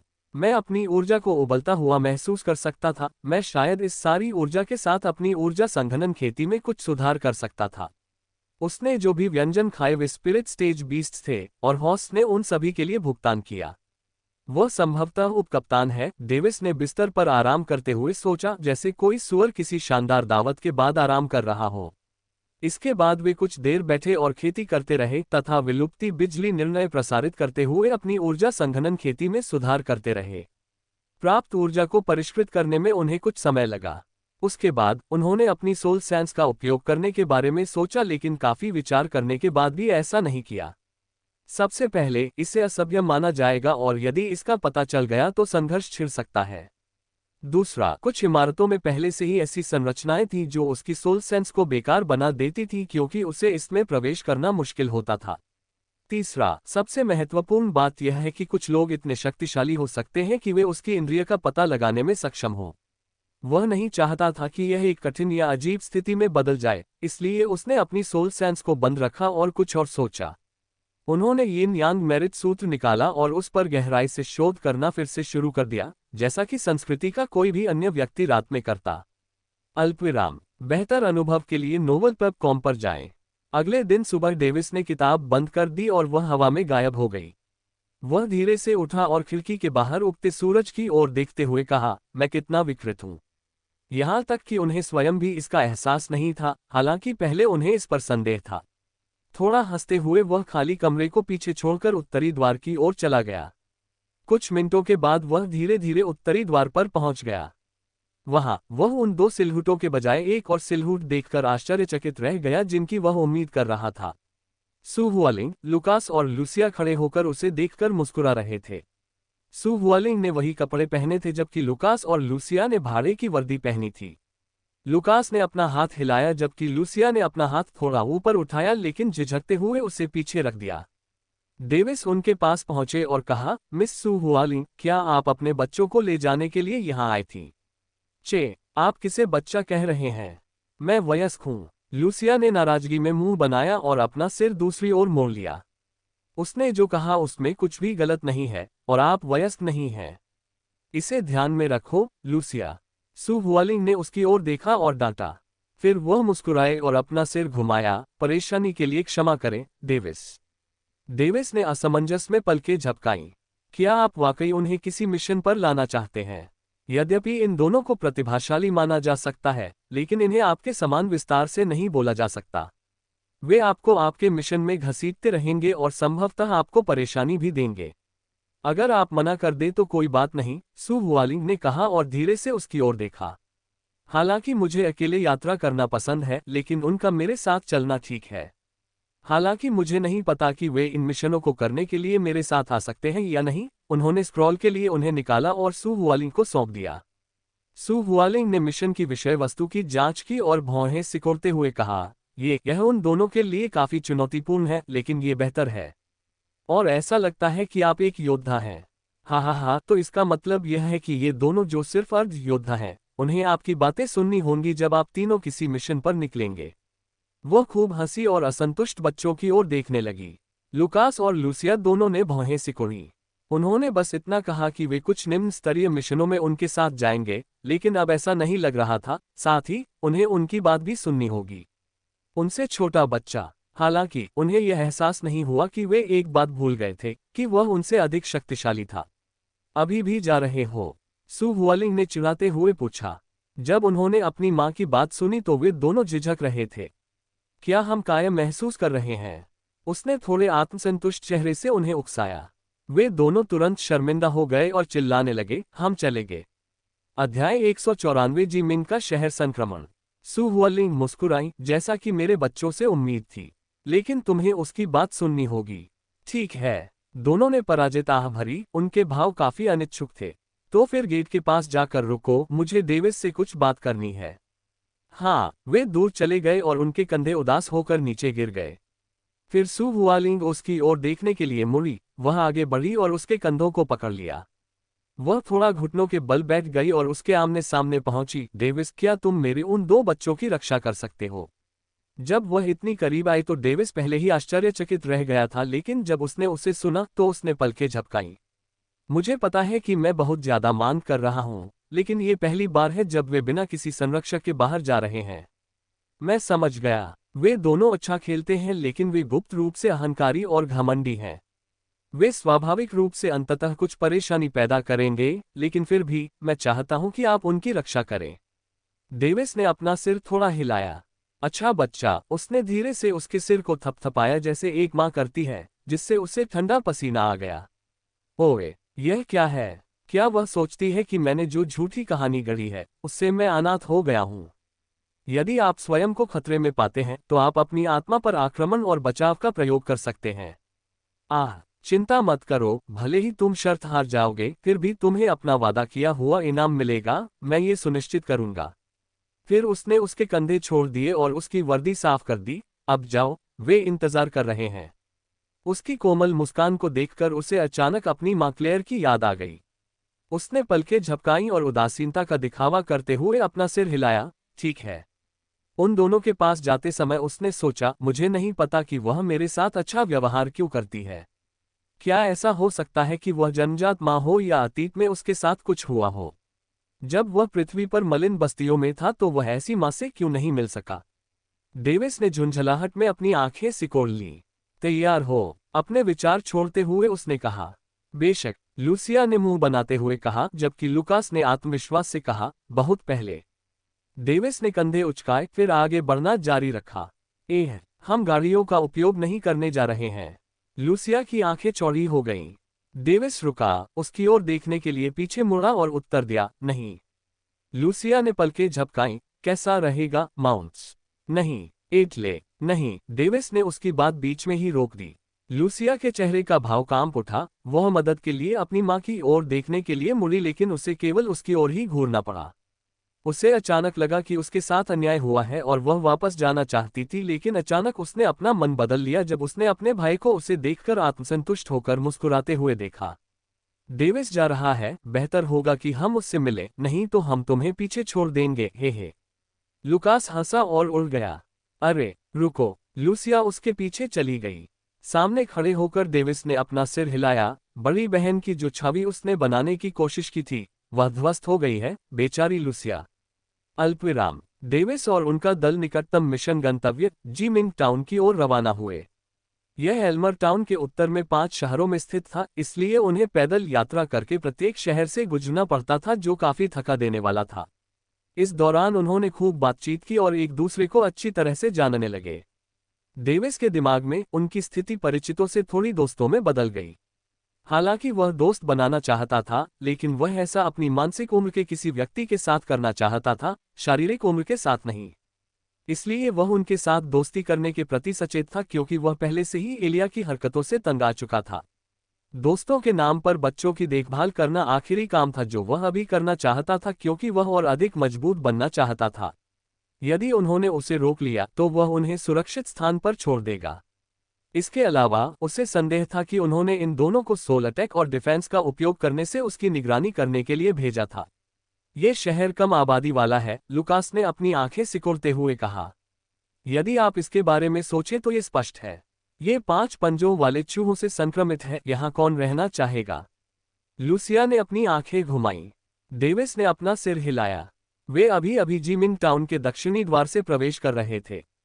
सड़कों पर गश्ती दल और गार्डों के अलावा कोई लोग नहीं थे। एक गार्ड तेजी से उनकी ओर दौड़ा और भारी धनुष से अभिवादन किया। मैं जिमिंग टाउन का हेड गार्ड हूं। इस समय स्थिति क्या है? डेविस ने सवाल किया, उनका लहजा अधिकार से भरा हुआ था। रिपोर्टिंग। 5 पंजे वाले चूहे जिमिंग टाउन को संक्रमित और आतंकित करना जारी रखते हैं।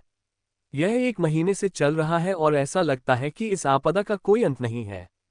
यद्यपि हेड गार्ड उनकी उपस्थिति से भ्रमित था, फिर भी उसने उनके पहने हुए कपड़ों के कारण अंदर की स्थिति की सूचना दी। अब तक हजारों चूहे मारे जा चुके हैं, लेकिन इस संक्रमण का कोई अंत नहीं दिख रहा है।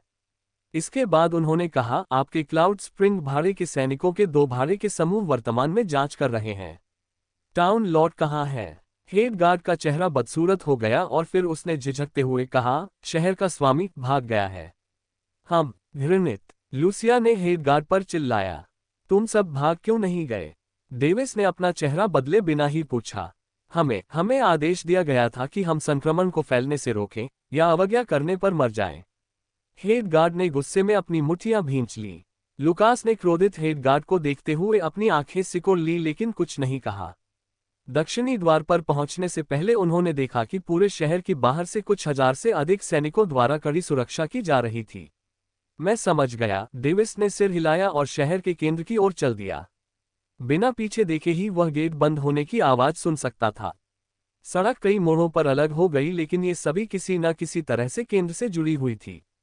अधिकांश इमारतें खंडहर में तब्दील हो चुकी थीं, मानो कोई बहुत बड़ी आपदा आ गई हो। घृणित नगर स्वामी, क्या वह अपनी स्थिति के लायक भी है? लूसिया अभी भी गुस्से में थी और जब उसने खून से रंगी इमारतों को देखा तो गुस्सा बढ़ गया। बहुत सारे लोग मर गए होंगे, लुकास ने धीमी आवाज में कहा। तुम दोनों को कोई अजीब विचार मत लाओ, हम यहाँ केवल 5 पंजे वाले चूहों को खत्म करने के लिए हैं। डेविस ने सहजता से टिप्पणी की और उनके विचारों को रोक दिया। इस संक्रमण का कारण टाउन लॉर्ड ही रहा होगा, उन्होंने आगे कहा। हम दोनों चौंक गए। मैंने अभी अभी अपनी सोल सेंस से इसकी जांच की है। उसने उनकी ओर देखा और मुस्कुराया। 5 पंजे वाले चूहे ऐसे दिखते हैं जैसे वे किसी चीज की तलाश कर रहे हों, जबकि हमारे 2 समूह वर्तमान में शहर के पश्चिम और पूर्व भाग में उन चूहों का शिकार कर रहे हैं। यहाँ लगभग 2483 5 पंजे वाले चूहे हैं और शहर के उत्तरी भाग से 2500 मीटर नीचे एक गुफा है। लूसिया और लुकास के मुंह खुले हुए थे। एक क्षण बाद वे दोनों प्रशंसा में गहरी सांस लेने लगे। अध्याय 195 5 पंजे वाले चूहों का विनाश। छोटी बहन, हमें अपनी आत्मा को विकसित करना ही होगा, चाहे कुछ भी हो जाए। लुकास ने लूसिया की ओर देखा, उसकी निगाहें काफी तीव्र थीं। विरोधियों के बारे में जानकारी प्राप्त करने की डेविस की क्षमता से आश्चर्यचकित होकर लूसिया ने तुरंत अपना सिर हिलाया। वे दोनों उससे आश्चर्यचकित थे। उनके प्रवेश करने में अभी 5 मिनट भी नहीं हुए थे, लेकिन वह पहले ही सभी लक्ष्यों का पता लगाने में कामयाब हो चुका था। ये काफी अद्भुत उपलब्धि थी और वे ये क्षमता भी हासिल करना चाहते थे, लेकिन सोल्फोजिन कल्टीवेशन उतना आसान नहीं था जितना लगता था। उन्हें स्वर्ग और पृथ्वी की ऊर्जा पर विचार करना होगा और उसे अपनी आत्माओं के साथ प्रतिध्वनित करना होगा, जिसके परिणामस्वरूप उनकी आत्मिक शक्ति में वृद्धि होगी। लेकिन इसमें वे कुछ प्रगति कर सकते हैं क्योंकि उन्हें सिखाने के लिए सोल्फोजिन कल्टीवेशन विशेषज्ञ मौजूद हैं।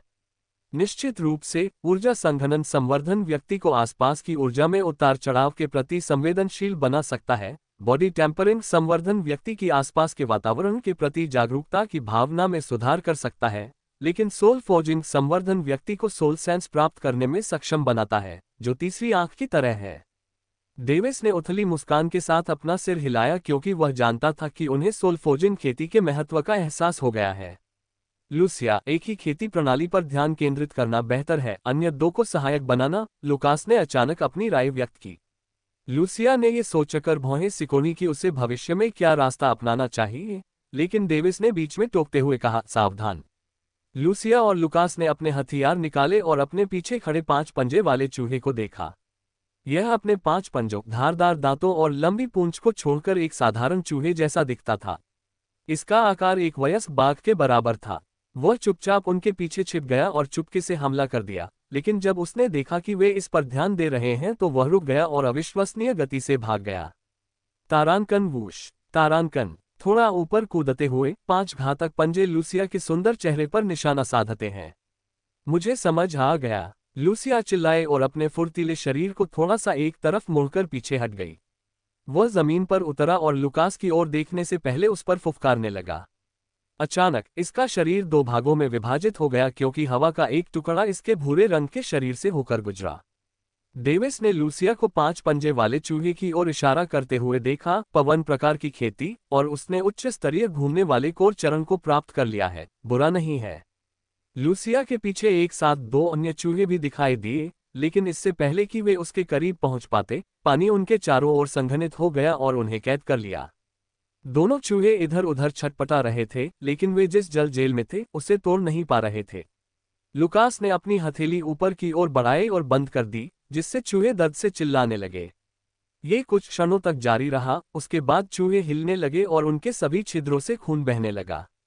Water type cultivation and peak level revolving core stage, only a single step before he reaches body transformation stage, Davis nodded his head. These two handled it nicely, but you guys missed one and it escaped to warn its brethren. Huh, when both of their smug faces were destroyed as frustration filled their faces. Davis pointed at a direction and laughed at them. It's fine, it'll help us kill more of its kind then. Lucia rolled her eyes and replied in an annoyed tone. You're right. Davis smiled and just nodded his head sagely. Believing one rat to escape has its consequences. Lucia and Lucas had a confused expression on their faces. So what if they let a single rat escape?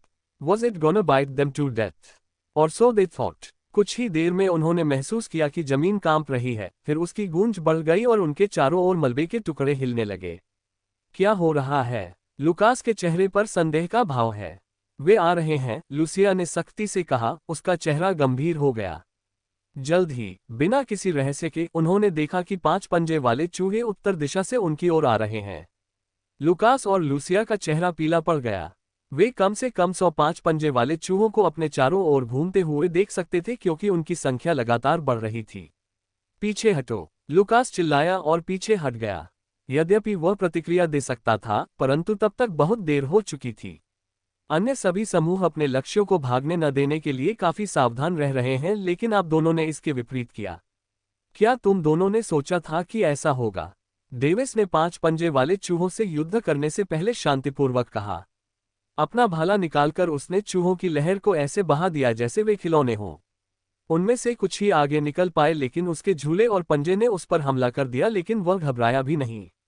Silver stage body cultivation के साथ, उन्हें इन 5 पंजे वाले चूहों द्वारा घायल होने के बारे में चिंता करने की आवश्यकता नहीं थी। उनमें से अधिकांश पृथ्वी जानवर चरण के जादुई जानवर थे, उनमें से कुछ आकाश जानवर चरण के जादुई जानवर थे जो अधिक से अधिक उसके शरीर पर खरोंच लगा सकते थे। दूसरी ओर, लुकास और लूसिया क्रमशः केवल कॉपर स्टेज और ब्रॉन्ज स्टेज पर थे। इससे चूहों के खिलाफ बिना घायल हुए समान रूप से लड़ना असंभव हो गया।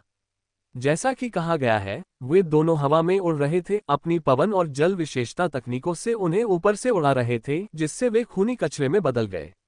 डेविस ने भाले को उनके सिर में छेद दिया और साथ ही अपने एक्सटिंक्शन लाइटनिंग का उपयोग करके उनके दिमाग को गूदे में बदल दिया।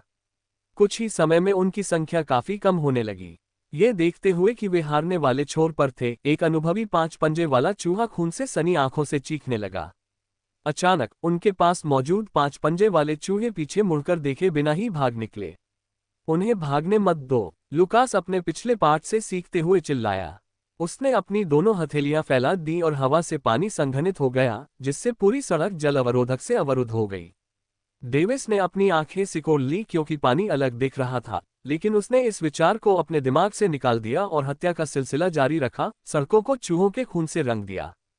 रक्तरंजित आंखों वाला एक स्काई बीस्ट स्टेज 5 क्लॉग चूहा अपने धारदार पंजों से उस पर टूट पड़ा, लेकिन इससे उसकी रक्षा को कोई नुकसान नहीं पहुंचा। अगले ही पल उसने उसके सिर को उसके तारों से कटी पतंग की तरह उड़ा दिया, जबकि उसकी गर्दन से फव्वारे की तरह खून बह रहा था। आखिरी हत्या मेरी है, लूसिया खुश चेहरे के साथ चिल्लाई, जो उसके पहले दिखाए गए पीले भाव से बिल्कुल अलग था। बस दोस्तों, आज के लिए इतना है। इस नॉवल की पूरी सीरीज देखने के लिए प्लेलिस्ट चेक करना ना भूलें। अगर वीडियो अच्छी लगी तो लाइक, शेयर और कमेंट करके अपना प्यार दिखाएं। और ऐसे ही और कहानियों के लिए RR नॉवल बॉय को सब्सक्राइब जरूर करें। मिलते हैं बहुत जल्द अगले पार्ट के साथ। Thanks for watching.